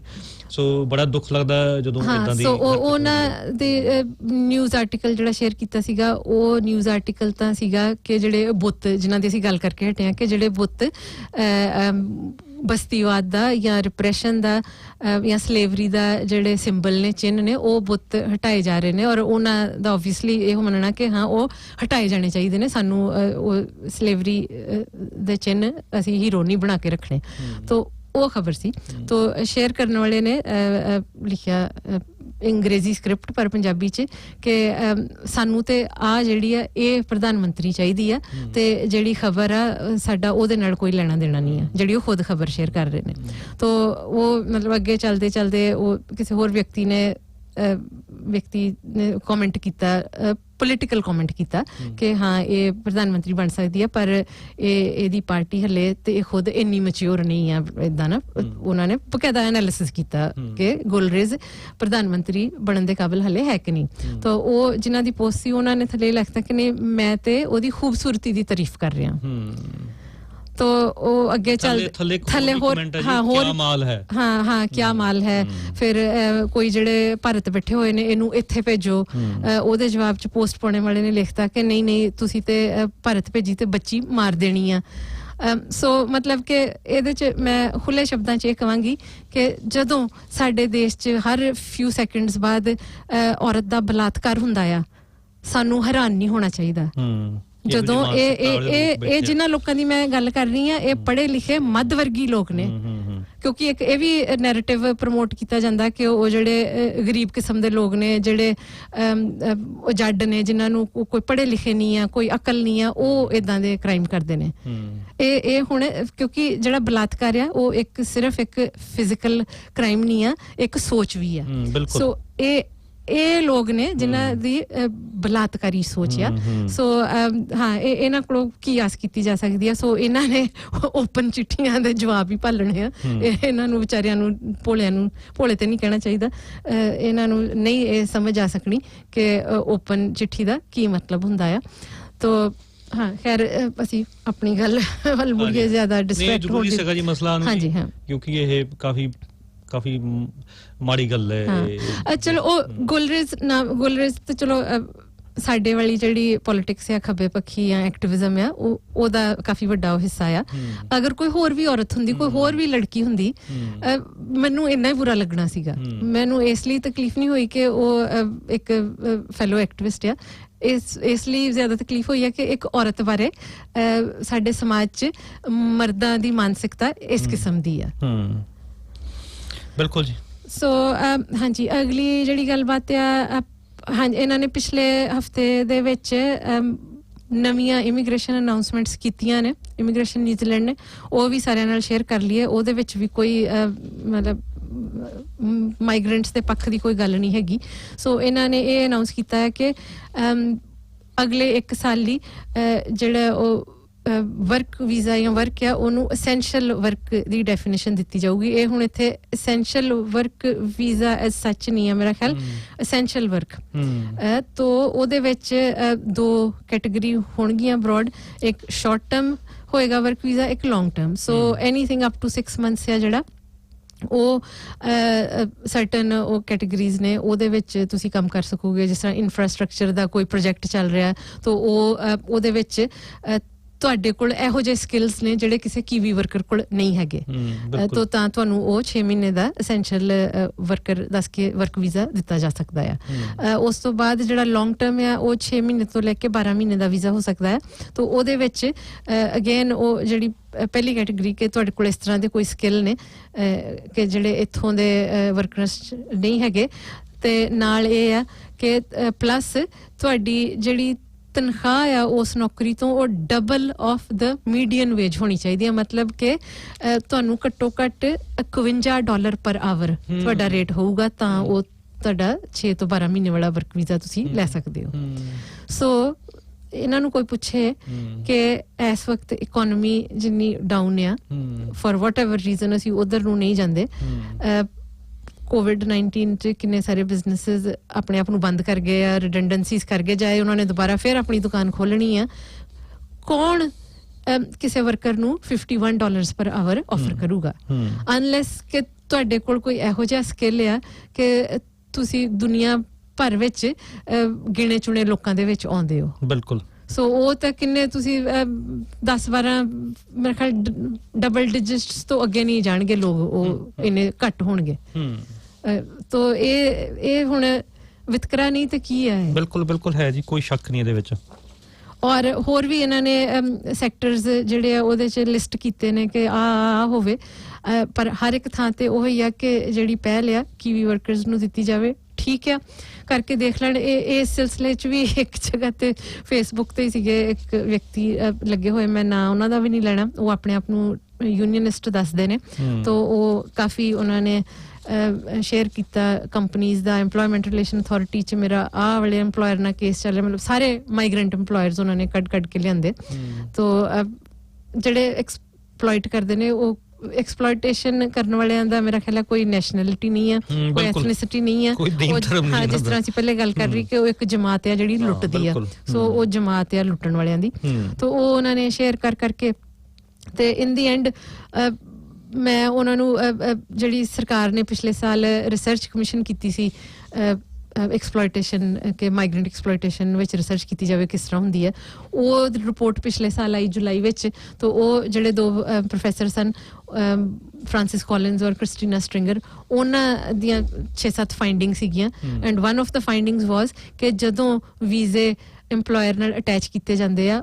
ਉਦੋਂ ਐਕਸਪਲੋਇਟੇਸ਼ਨ ਹੁੰਦੀ ਆ ਤਾਂ ਇਹ ਜਿਹੜੇ ਮੈਂ ਯੂਨੀਅਨਿਸਟ ਦੀ ਗੱਲ ਕਰ ਰਹੀ ਹਾਂ ਉਹਨਾਂ ਦਾ ਮੰਨਣਾ ਇਹ ਸੀਗਾ ਕਿ ਸਿਰਫ ਐਕਸਪਲੋਇਟ ਕਰਨ ਵਾਲਾ EMPLOYER ਦੋਸ਼ੀ ਨਹੀਂ ਕਿ ਜਿਹੜੇ ਉਹ ਮਾਈਗ੍ਰੈਂਟ ਵਰਕਰ ਨੇ ਐਕਸਪਲੋਇਟ ਹੁੰਦੇ ਨੇ ਉਹ ਵੀ ਦੋਸ਼ੀ ਨੇ ਮਤਲਬ ਜਿਹੜਾ ਅਸੀਂ ਆਮ ਸੁਣਦੇ ਹਾਂ ਕਿ ਤਾੜੀ ਦੋ ਹੱਥਾਂ ਨਾਲ ਵੱਜਦੀ ਹੈ ਸੋ ਉਹਨਾਂ ਨੂੰ ਗੱਲ ਕਰਦੇ ਇੱਥੇ ਮੈਨੂੰ ਗੱਲ ਮੁਕਾਉਣੀ ਪਈ ਕਿ ਠੀਕ ਆ ਆਪਾਂ ਇਦਾਂ ਕਰਦੇ ਹਾਂ ਕਿ ਅਗਲੇ 6 ਮਹੀਨੇ ਸਾਲ ਲਈ ਬੰਦ ਕਰਦੇ ਆ ਮਾਈਗ੍ਰੇਸ਼ਨ ਮਤਲਬ ਹੋਰ ਨਵੇਂ ਮਾਈਗ੍ਰੈਂਟ ਨਾ ਆਉਣ ਦਿੱਤੇ ਜਾਣ ਜਿਹੜੇ ਹੈਗੇ ਨੇ ਉਹਨਾਂ ਦੀ ਸਾਂਭ ਸੰਭਾਲ ਕਰੀਏ ਹੋਰ ਨਾ ਆਉਣ ਦਿੱਤੇ ਜਾਣ ਔਰ ਇਹ ਐਕਸਪੈਰੀਮੈਂਟ ਕਰੀਏ ਕਿ ਕੀਵੀਜ਼ ਫਰਸਟ ਵਾਲਾ ਤੇ ਦੈਨ ਫਿਰ 6 ਮਹੀਨੇ ਬਾਅਦ ਸਾਲ ਮਹੀਨੇ ਬਾਅਦ ਇਹਨੂੰ ਰਿਵਿਊ ਕਰ ਲਿਆ ਜਾਵੇ ਸਭ ਤੋਂ ਸਰਲ ਤਰੀਕਾ ਇਹ ਹੈ ਪਤਾ ਲਾਉਣ ਦਾ ਕਿ ਇਹ ਸਕਸੈਸਫੁਲ ਹੁੰਦੀ ਆ ਗੱਲ ਕਿ ਨਹੀਂ ਤਾਂ ਮਤਲਬ ਕਿ ਐਂਟੀ ਮਾਈਗ੍ਰੈਂਟ ਸੈਂਟੀਮੈਂਟ ਜਿਹੜਾ ਇਸ ਵਕਤ ਕਾਫੀ ਜ਼ੋਰਾਂ ਸ਼ੋਰਾਂ ਤੇ ਆ ਸੋਸ਼ਲ ਮੀਡੀਆ 'ਚ ਅਸੀਂ ਦੇਖਦੇ ਹਾਂ ਤਾਂ ਮੈਨੂੰ ਇਹ ਅਫਸੋਸ ਨਾਲੇ ਕਹਿਣਾ ਪੈਂਦਾ ਕਿ ਸ਼ਾਇਦ ਜ਼ਿਆਦਾ ਸਮਾਂ ਨਾ ਲੱਗੇ ਕਿ ਜਦੋਂ ਅਸੀਂ ਆਮ ਸੜਕਾਂ ਤੇ ਵੀ ਸ਼ਾਇਦ ਸਾਨੂੰ ਰੇਸਿਜ਼ਮ ਔਰ ਰੇਸਿਸਟ ਅਟੈਕ ਵਰਬਲ ਫਿਜ਼ੀਕਲ ਦੇਖਣ ਨੂੰ ਮਿਲਣ ਮੈਂ ਚਾਹੁੰਦੀ ਹਾਂ ਕਿ ਆਈ ਐਮ ਪ੍ਰੂਵਨ ਰੋਂਗ ਪਰ ਕਿਉਂ ਡਿਵਾਈਡ ਐਂਡ ਰੂਲ ਤੇ ਹੈ ਹੀ ਆ ਨਾ ਜਿਹੜੀ ਗੱਲ ਚੱਲੀ ਹੈ divide and rule distract and rule ਕਿਉਂਕਿ ਅਸਲ ਜਿਹੜੀ ਪ੍ਰੋਬਲਮ ਇੱਥੇ ਇਹ ਸਾਰੀ ਕ੍ਰਾਈਸਿਸ ਦੀ ਇਕਨੋਮਿਕ ਕ੍ਰਾਈਸਿਸ COVID-19 ਦੀ ਉਹ ਮਾਈਗ੍ਰੈਂਟਸ ਦਾ ਦੋਸ਼ ਨਹੀਂ ਆ ਉਹਨਾਂ ਦਾ ਪੂੰਜੀਵਾਦ ਦਾ ਮਸਲਾ ਹੈ ਪੂੰਜੀਵਾਦ ਦਾ ਸੋ ਡਿਸਟਰੈਕਟ ਕੀਤਾ ਜਾ ਰਿਹਾ ਉਹ ਵਾਲੀ ਚੀਜ਼ ਤੋਂ ਦੋ ਸੂਚਨਾਵਾਂ ਹੋਰ ਵੀ ਨੇ ਭਾਰਤੀ ਜੀ ਉਸ ਤੋਂ ਪਹਿਲਾਂ ਆਪਣੇ ਕੋਲ ਨਹੀਂ ਅਨੂ ਜੀ ਇਹ ਆਰਟੀਕਲ ਬਹੁਤ ਹੀ ਲੰਬਾ ਹੈ ਔਰ ਮੇਰੇ ਖਿਆਲ ਵੀ ਮੈਂ ਦੋਸਤਾਂ ਨੂੰ ਦੱਸ ਦਿੰਦਾ ਵੈਸੇ ਬਹੁਤ ਕਿ ਦੋਸਤੋ ਜਿਹੜਾ ਭਾਰਤ ਦੇ ਵਿੱਚ ਇਹ ਫਾਸ਼ੀਵਾਦੀ ਸਰਕਾਰ ਜੋ ਕਰ ਰਹੀ ਹੈ COVID-19 ਵਾਇਰਸ ਦੇ ਹੇਠਾਂ ਜਿਸ ਤਰੀਕੇ ਦੇ ਨਾਲ ਜਿਹੜੇ CAA ਦੇ ਖਿਲਾਫ ਜਿਹੜੇ ਖਾਸ ਕਰਕੇ ਨੌਜਵਾਨ ਔਰ ਨੌਜਵਾਨ ਵੀ ਅਨੂ ਜੀ ਇਹੋ ਜਿਹੇ ਨੌਜਵਾਨ ਕਿ ਜਿਹੜੇ JNU ਵਰਗੀਆਂ ਸੰਸਥਾਵਾਂ ਜਾਮੀਆ ਮਿਲੀਆ ਇਸਲਾਮੀ ਇੰਸਟੀਚਿਊਟ ਜਾਂ ਦਿੱਲੀ ਯੂਨੀਵਰਸਿਟੀ ਵਿੱਚ ਕੋਈ MPhil ਕਰ ਰਿਹਾ ਕੋਈ PhD ਕਰ ਰਿਹਾ ਜਿਹੜੇ ਉਹ ਸੰਘਰਸ਼ਾਂ ਦੇ ਵਿੱਚ ਸ਼ਾਮਲ ਹੋਏ ਸੀਗੇ ਔਰ ਉਹਨਾਂ ਨੂੰ ਝੂਠੇ ਕੇਸਿਸ ਦੇ ਵਿੱਚ ਉਹਨਾਂ ਨੂੰ ਫਸਾਇਆ ਜਾ ਰਿਹਾ ਜਿਹਦੇ ਵਿੱਚ ਆਪਣੇ ਮੈਂ ਨਾਮ ਭੁੱਲ ਗਿਆ ਉਹਨਾਂ ਦਾ ਫਰੂਕ ਸਫੂਰਾ ਨੇ ਉਹਦੇ ਵਿੱਚ ਨਵਾਂ ਚੱਲਿਆ ਰੁਝਾਨ ਕਿ ਫੀਮੇਲ ਐਕਟਿਵਿਸਟ ਹਾਂਜੀ ਨਤਾਸ਼ਾ ਨਰਵਾਲ ਦੇ ਵਾਂਗਡਾਂਗ ਕਾਲੀਤਾ ਸੋ ਉਹਨਾਂ ਤੇ ਇੱਕ ਕੇਸ ਚੋਂ ਬਰੀ ਹੁੰਦੇ ਤੇ ਦੂਸਰਾ ਔਰ ਜਿਹੜੀ ਇਹਨਾਂ ਦੀ ਗੁੰਡਾ ਬ੍ਰਿਗੇਡ ਆ ਜਿਹੜਾ ਦਾ IT ਸੈੱਲ ਵਾ ਸੰਘੀਆਂ ਦਾ ਔਰ ਕਿਸ ਤਰੀਕੇ ਨਾਲ ਉਹਨਾਂ ਦੀਆਂ ਹਰ ਇੱਕ ਤਰੀਕੇ ਦੇ ਨਾਲ ਉਹਨਾਂ ਦੀਆਂ ਫੋਟੋ ਐਡਿਟ ਕਰ ਰਿਹਾ ਉਹਨਾਂ ਦੀਆਂ ਗੰਦੀਆਂ ਵੀਡੀਓ ਐਡਿਟ ਕਰ ਰਿਹਾ ਉਸ ਤਰੀਕੇ ਦਾ ਉਹਦੇ ਵਿੱਚ ਸਾਡੇ ਕੋਲ ਇੱਕ ਸਾਥੀ ਬੂਟਾ ਸਿੰਘ ਉਹਨਾਂ ਦਾ ਆਰਟੀਕਲ ਸੀਗਾ ਉਹ ਅਸੀਂ ਪੜ੍ਹਨਾ ਚਾਹੁੰਦੇ ਸੀ ਪਰ ਅਸੀਂ ਅਗਲੇ ਹਫਤੇ ਮੇਰਾ ਖਿਆਲ ਪੜਾਂਗੇ। ਅਸੀਂ ਸ਼ਾਇਦ ਸਾਥੀ ਬੂਟਾ ਸਿੰਘ ਹੁਣਾਂ ਨੂੰ ਵੀ ਉਹਨਾਂ ਨੂੰ ਆਨਰ ਵੀ ਲੈਣ ਦੀ ਕੋਸ਼ਿਸ਼ ਕਰਾਂਗੇ। ਬਿਲਕੁਲ ਅਗਰ ਉਹ ਬਿਜ਼ੀ ਹੋਏ ਨਾ ਮਿਲ ਸਕੇ ਤਾਂ ਆਰਟੀਕਲ ਤਾਂ ਸਾਡੇ ਕੋਲ ਹੈਗਾ ਹੀ ਹੈ। ਤੋ ਆਖਿਰ ਵਿੱਚ ਦੋ ਹੋਰ ਸੂਚਨਾਵਾਂ ਨੇ। ਇੱਕ ਕਿਉਂਕਿ ਇਸ ਵਕਤ ਰਿਡੰਡੈਂਸੀਜ਼ ਜ਼ੋਰਾਂ ਸ਼ੋਰਾਂ ਤੇ ਨੇ ਔਰ ਸਾਰਿਆਂ ਨੇ ਤੁਸੀਂ ਮੇਨ ਸਟ੍ਰੀਮ ਖਬਰਾਂ 'ਚ ਵੀ ਪੜ੍ਹਿਆ ਹੋਏਗਾ ਕਿ ਸਕਾਈ ਸਿਟੀ ਵਿੱਚ ਮੇਰੇ ਖਿਆਲ 900 ਟੋਟਲ ਆਕਲੈਂਡ ਪਲੱਸ ਹੈਮਿਲਟਨ ਵਾਲਾ ਵੀ 900 ਦੇ ਕਰੀਬ ਜਿਹੜੇ ਵਰਕਰ ਨੇ ਉਹ ਰਿਡੰਡੈਂਟ ਕਰ ਦਿੱਤੇ ਗਏ ਨੇ। ਤੋ ਜਿਹੜੇ ਇੱਥੇ ਮੇਰੇ ਖਿਆਲ ਇੱਥੇ 600 ਜਾਂ 700 ਸਨ ਆਕਲੈਂਡ ਵਾਲੇ 'ਚ ਔਰ ਉਹਦੇ 'ਚੋਂ ਵੱਡੀ ਗਿਣਤੀ ਜਿਹੜੇ ਉਹ ਯੂਨੀਅਨ ਮੈਂਬਰ ਸਨ। ਸੋ ਯੂਨਾਈਟ ਯੂਨੀਅਨ ਸਕਾਈ ਸਿਟੀ ਨੂੰ ਵੀ ਕਵਰ ਕਰਦਾ। ਸੋ ਉਹਨਾਂ ਦੀ ਕਾਫੀ ਲਾਰਜ ਮੈਂਬਰਸ਼ਿਪ ਬੇਸ ਹੈ ਉੱਥੇ ਸੀ ਕਹਿਣਾ ਚਾਹੀਦਾ ਹੁਣ ਤੇ ਉਹ ਰਿਡੰਡੈਂਟ ਕਰ ਦਿੱਤੇ ਗਏ। ਤੋ ਉਹਨਾਂ ਵਿੱਚੋਂ ਇੱਕ ਕੋਰੀਅਨ ਮੂਲ ਦੀ ਵਰਕਰ ਲੜਕੀ ਲੂਸੀ ਕਿਮ ਜਿਹਨੂੰ ਕਿ ਹਫ਼ਤਾ ਕੁ ਪਹਿਲੇ ਉਹਨੂੰ ਇਹ ਨਿਊਜ਼ ਮਿਲੀ ਕਿ ਰਿਡੰਡੈਂਸੀ ਔਰ ਉਸ ਤੋਂ 3-4 ਦਿਨ ਪਹਿਲਾਂ ਉਹਨੂੰ ਇਹ ਸੂਚਨਾ ਮਿਲੀ ਕਿ ਕੋਰੀਆ ਵਿੱਚ ਉਹਦੇ ਫਾਦਰ ਜਿਹੜੇ ਨੇ ਉਹਨਾਂ ਦੀ ਡੈਥ ਹੋ ਗਈ ਹੈ। ਤੋ ਇਸ ਵਕਤ ਅਸੀਂ ਸਾਰੇ ਮਿਲ ਜੁਲ ਕੇ ਥੋੜਾ ਫੰਡ ਡੋਨੇਸ਼ਨਸ ਇਕੱਠਾ ਕਰ ਰਹੇ ਹਾਂ ਕਿ ਅਸੀਂ ਲੂਸੀ ਦੀ ਮਦਦ ਕਰ ਸਕੀਏ। ਦੇਖੋ ਅਗਰ ਨਾਰਮਲ ਹਾਲਾਤ ਹੋਣ ਤਾਂ ਫਲਾਈਟਸ ਸਾਨੂੰ ਸਾਰਾ ਪਤਾ ਕਿ ਇੰਨੀਆਂ ਐਕਸਪੈਂਸਿਵ ਨਹੀਂ ਹੁੰਦੀਆਂ। ਇਸ ਵਕਤ 10-20 ਗੁਣਾ ਵੱਧ ਕਾਸਟ ਹੈ ਫਲਾਈਟਸ ਦਾ। ਉਹ ਵੀ ਅਗਰ ਫਲਾਈਟ ਮਿਲ ਗਈ ਕਿਉਂਕਿ ਉਹ ਜਿਹੜੀਆਂ ਨਾਰਮਲ ਕਮਰਸ਼ੀਅਲ ਫਲਾਈਟਸ ਉਹ ਰਨ ਨਹੀਂ ਕਰ ਰਹੀਆਂ ਸੋ ਚਾਰਟਰ ਫਲਾਈਟਸ ਦੀ ਆਈ ਸਪੋਜ਼ ਹੋਣਗੀਆਂ। ਤੋ ਅਸੀਂ ਸਾਰਿਆਂ ਨੂੰ ਦਰਖਾਸਤ ਕਰਨਾ ਚਾਹੁੰਦੇ ਹਾਂ ਕਿ ਅਗਰ ਤੁਸੀਂ ਲੂਸੀ ਦੀ ਘੱਟ ਤੋਂ ਘੱਟ ਜਿੰਨੀ ਵੀ ਮਦਦ ਕਰ ਸਕਦੇ ਹੋ ਉਹਦੇ ਲਈ ਬਹੁਤ ਵੱਡਾ ਉਹ ਅਮਾਊਂਟ ਹੋਏਗਾ। ਤੋ ਮਾਈਗ੍ਰੈਂਟ ਵਰਕਰਸ ਐਸੋਸੀਏਸ਼ਨ ਦਾ ਜਿਹੜਾ ਫੇਸਬੁੱਕ ਪੇਜ ਹੈ ਉੱਥੇ ਪਿੰਡ ਪੋਸਟ ਪਈ ਹੋਈ ਹੈ ਜਿਹਦੇ ਵਿੱਚ ਅਕਾਊਂਟ ਨੰਬਰ ਸਾਰੀ ਡਿਟੇਲ ਲਿਖੀ ਹੋਈ ਹੈ। ਤੋ ਅਗਰ ਤੁਸੀਂ ਮਦਦ ਕਰ ਸਕਦੇ ਹੋ ਪਲੀਜ਼ ਅੱਗੇ ਆ ਕੇ ਡੋਨੇਟ ਕਰੋ ਡਾਇਰੈਕਟਲੀ ਉਸ ਅਕਾਊਂਟ 'ਚ ਜਿਹੜਾ ਉੱਥੇ ਲਿਖਿਆ ਹੋਇਆ ਸੀ ਫੇਸਬੁੱਕ ਪੇਜ ਤੇ। ਔਰ ਅਗਰ ਤੁਹਾਨੂੰ ਰਸੀਦ ਦੀ ਜ਼ਰੂਰਤ ਹੈ ਉਹ ਵੀ ਅਸੀਂ ਤੁਹਾਨੂੰ ਰਸੀਦ ਵੀ ਇਸ਼ੂ ਕਰ ਸਕਦੇ ਹਾਂ। ਉੱਥੇ ਉਹ ਵੀ ਈਮੇਲ ਐਡਰੈਸ ਵੀ ਲਿਖਿਆ ਹੋਇਆ you just need to email with your full name ਤਾਂ ਤੁਹਾਨੂੰ ਰਸੀਦ ਵੀ ਬਕਾਇਦਾ ਈਮੇਲ ਕਰ ਦਿੱਤੀ ਜਾਏਗੀ। ਤੋ ਜਿਹਦੇ ਵਿੱਚ ਇੱਕ ਸਾਥੀ ਆਸਟ੍ਰੇਲੀਆ ਤੋਂ ਹਾਂਜੀ ਕਰਕੇ ਉਹਨਾਂ ਨੇ ਵੀ ਉਹ ਮਦਦ ਕਰਨਾ ਚਾਹੁੰਦੇ ਹੋ। ਉਹਨਾਂ ਨੂੰ ਜਸਟ ਇਹ ਜਾਣਨ ਦੀ ਲੋੜ ਸੀਗੀ ਕਿ ਜਦੋਂ ਉਹ ਇਸ ਤਰ੍ਹਾਂ ਬੈਂਕ ਟੂ ਬੈਂਕ ਟ੍ਰਾਂਸਫਰ ਕਰਦੇ ਆ ਕਿੰਨਾ ਸਾਰਾ ਉਹ ਵਿੱਚ ਉਹ ਟ੍ਰਾਂਸਫਰ ਫੀਸ 'ਚ ਚਲਾ ਜਾਂਦਾ। ਸੋ ਉਹ ਮਾਈਂਡਫੁਲ ਸੀਗੇ ਕਿ ਮੈਂ ਬੈਂਕ ਨੂੰ ਨਹੀਂ ਕੁਝ ਦੇਣਾ ਚਾਹੁੰਦਾ, ਮੈਂ ਉਸ ਲੜਕੀ ਨੂੰ ਸਾਰੇ ਪੈਸੇ ਦੇਣੇ ਆ। ਸੋ ਅਸੀਂ ਉਹਨਾਂ ਲਈ ਵੀ ਤਰੀਕਾ ਲੱਭਦੇ ਆ ਕੋਈ। ਬਿਲਕੁਲ ਇਹਦੇ ਨਾਲ ਦੱਸਦੀ ਹੈ ਕਿ ਇਹ ਅਸਲ ਦੇ ਵਿੱਚ ਜਿਹੜੀ ਯੂਨੀਅਨ ਕਵਰ ਕਰਦੀ ਇਹਨਾਂ ਨੂੰ ਯੂਨਾਈਟ ਹੈ। ਹਾਂਜੀ ਪਰ ਕਿਉਂਕਿ ਉਹ ਮਾਈਗ੍ਰੈਂਟ ਵਰਕਰ ਨੇ ਇਸ ਕਰਕੇ ਮਾਈਗ੍ਰੈਂਟ ਵਰਕਰਸ ਉਹ ਵੀ ਆਪਣੇ ਹਿਸਾਬ ਦੇ ਨਾਲ ਉਹ ਵੀ ਕਰ ਰਹੇ ਨੇ। ਸੋ ਅਸੀਂ ਔਰ ਮੈਂ ਸਮਝਦਾ ਕਿ ਇਹ ਇਕੱਲਾ ਕੇਸ ਨਹੀਂ ਗਾ ਨੂੰ ਜੀ, ਇਹਨਾਂ ਵਰਗੇ ਹੋਰ ਬਹੁਤ ਹਜ਼ਾਰਾਂ ਦੇ ਹਿਸਾਬ ਨਾਲ ਇਹ ਕੇਸ ਹੋਣਗੇ ਪਰ ਜਿਹੜਾ ਇਹ ਸਾਹਮਣੇ ਆਇਆ ਸਾਡੇ ਬਿਲਕੁਲ। ਸੋ ਇਸੇ ਹੀ ਤਰਜ਼ ਤੇ ਅਗਲੀ ਜਿਹੜੀ ਮੇਰੀ ਸੂਚਨਾ ਹੈ ਕਿ ਇੰਟਰਨੈਸ਼ਨਲ ਵਿਦਿਆਰਥੀ ਜਿਹੜੇ ਸਫਰ ਕਰ ਰਹੇ ਨੇ ਕਿਉਂਕਿ ਜਿਹੜੇ ਵਰਕਰ ਠੀਕ ਸਫਰ ਹਰ ਕੋਈ ਕਰ ਰਿਹਾ ਇਸ ਵਕਤ, ਵਿਦਿਆਰਥੀ ਸ਼ਾਇਦ ਥੋੜਾ ਜ਼ਿਆਦਾ ਕਿਉਂਕਿ ਉਹ ਇੱਕਦਮ ਬਹੁਤ ਸਾਰਾ ਪੈਸਾ ਲਾ ਕੇ $15,000 ਲਿਵਿੰਗ ਐਕਸਪੈਂਸ ਫੀਸ ਆਏ ਹੁੰਦੇ ਨੇ ਜਿਹੜੇ ਹੁਣੇ ਰੀਸੈਂਟਲੀ ਆਏ ਹੋਣਗੇ। ਜੌਬ ਵੀ ਸ਼ਾਇਦ ਹਲੇ ਨਾ ਮਿਲੀ ਹੋਏ ਜਾਂ ਅਗਰ ਮਿਲੀ ਵੀ ਹੋਏਗੀ 20 ਆਵਰਸ ਵੀਕ ਜਾਂ ਉਸ ਤੋਂ ਵੀ ਘੱਟ ਹੋਊਗੀ। ਤੋ ਅਗਰ ਜਿਹੜੇ ਇੰਟਰਨੈਸ਼ਨਲ ਸਟੂਡੈਂਟਸ ਇਸ ਵਕਤ ਤੰਗੀ 'ਚ ਨੇ ਉਹਨਾਂ ਵਾਸਤੇ ਵੀ ਮਾਈਗ੍ਰੈਂਟ ਵਰਕਰਸ ਐਸੋਸੀਏਸ਼ਨ ਨੂੰ ਐਜੂਕੇਸ਼ਨ ਨਿਊਜ਼ੀਲੈਂਡ ਤੋਂ ਗ੍ਰਾਂਟ ਮਿਲੀ ਹੈ। ਸੋ ਉਹ ਜਿਹੜਾ ਗ੍ਰਾਂਟ ਮਨੀ ਹੈ ਉਹ ਪੂਰਾ ਦਾ ਪੂਰਾ 100% ਅਸੀਂ ਸਟੂਡੈਂਟਸ 'ਚ ਵੰਡਣਾ ਆ। ਉਹ ਗ੍ਰਾਂਟ ਦੀ ਸ਼ਰਤ ਆ, ਅਗਰ ਨਾ ਵੀ ਹੁੰਦੀ ਫਿਰ ਵੀ ਇਹ ਸਾਡਾ ਇੱਕ ਚੈਰਿਟੀ ਦਾ ਕਾਰਜ ਹੈ ਜਿਹੜਾ ਅਸੀਂ ਕਰਨਾ ਆ। ਤੋ ਉਹਦੇ ਲਈ ਵੀ ਸਾਡਾ ਮੈਂ ਐਕਚੁਅਲੀ ਫੇਸਬੁੱਕ ਤੇ ਇਹ ਪੋਸਟ ਬਣਾ ਕੇ ਵੀ ਪਾ ਦੇਵਾਂਗੀ 1-2 ਦਿਨ 'ਚ। ਪਰ ਫਿਲਹਾਲ ਅਗਰ ਜੇ ਕਿਸੇ ਸਟੂਡੈਂਟ ਨੂੰ ਜਿਹੜਾ 23 ਮਾਰਚ ਵਾਲੇ ਦਿਨ ਭਗਤ ਸਿੰਘ ਹੋਣਾ ਦਾ ਸੁਖਦੇਵ ਰਾਜਗੁਰੂ ਦਾ ਫਾਂਸੀ ਦਿਨ ਕੀ ਬਾਤ ਹੈ 23 ਮਾਰਚ ਵਾਲੇ ਦਿਨ ਇਸ ਸਾਲ 'ਚ ਐਜ਼ ਅ ਸਟੂਡੈਂਟ ਐਨਰੋਲਡ ਸੀਗੇ ਤੁਸੀਂ ਬਿਫੋਰ 23 ਮਾਰਚ ਜਾਂ ਔਨ 23 ਮਾਰਚ ਐਂਡ ਆਫਟਰਵਰਡਸ ਤਾਂ ਤੁਸੀਂ ਸ਼ਾਇਦ ਕੁਆਲੀਫਾਈ ਕਰੋ। ਸਾਨੂੰ ਤੁਹਾਡਾ ਸਾਰਾ ਕੁਝ ਦੇਖਣਾ ਪਏਗਾ ਕਿ ਕੀ ਸਿਚੁਏਸ਼ਨ ਹੈ ਔਰ ਤੁਹਾਡੀ ਫੀਸ ਜਿਹੜੀ ਹੈ ਇੰਟਰਨੈਸ਼ਨਲ ਫੀ ਪੇ ਕੀਤੀ ਹੋਣੀ ਚਾਹੀਦੀ ਹੈ ਨਾਟ ਡੋਮੈਸਟਿਕ ਫੀ। ਤਾਂ ਤੁਸੀਂ ਸ਼ਾਇਦ ਕੁਆਲੀਫਾਈ ਕਰੋ। ਤਾਂ ਅਸੀਂ ਵੀ R giving as a donation $500 ਪਰ ਸਟੂਡੈਂਟ ਜਿਹੜੇ ਕੁਆਲੀਫਾਈ ਕਰਨਗੇ। ਤਾਂ ਈਮੇਲ ਐਡਰੈਸ ਹੈ help@migrantworkers.org.nz। ਤੁਸੀਂ ਉਸ ਈਮੇਲ ਐਡਰੈਸ ਤੇ ਸਾਨੂੰ ਰਿਕੁਐਸਟ ਭੇਜ ਸਕਦੇ ਹੋ ਅਗਰ ਤੁਸੀਂ ਇੰਟਰਨੈਸ਼ਨਲ ਵਿਦਿਆਰਥੀ ਹੋ। ਤਾਂ ਮੇਰਾ ਖਿਆਲ ਹੈ ਸਾਡਾ ਸਮਾਂ ਵੀ ਸਮਾਪਤ ਹੈ। ਭਾਰਤੀ ਜੀ ਅੱਜ ਦਾ ਪ੍ਰੋਗਰਾਮ ਇੱਥੇ ਹੀ ਅਸੀਂ ਖਤਮ ਕਰਦੇ ਹਾਂ। ਅਗਲੇ ਸੋਮਵਾਰ ਦੁਬਾਰਾ ਮਿਲਾਂਗੇ ਜੀ। ਅਲਵਿਦਾ। ਸਲਾਮ ਆਖਦਾ।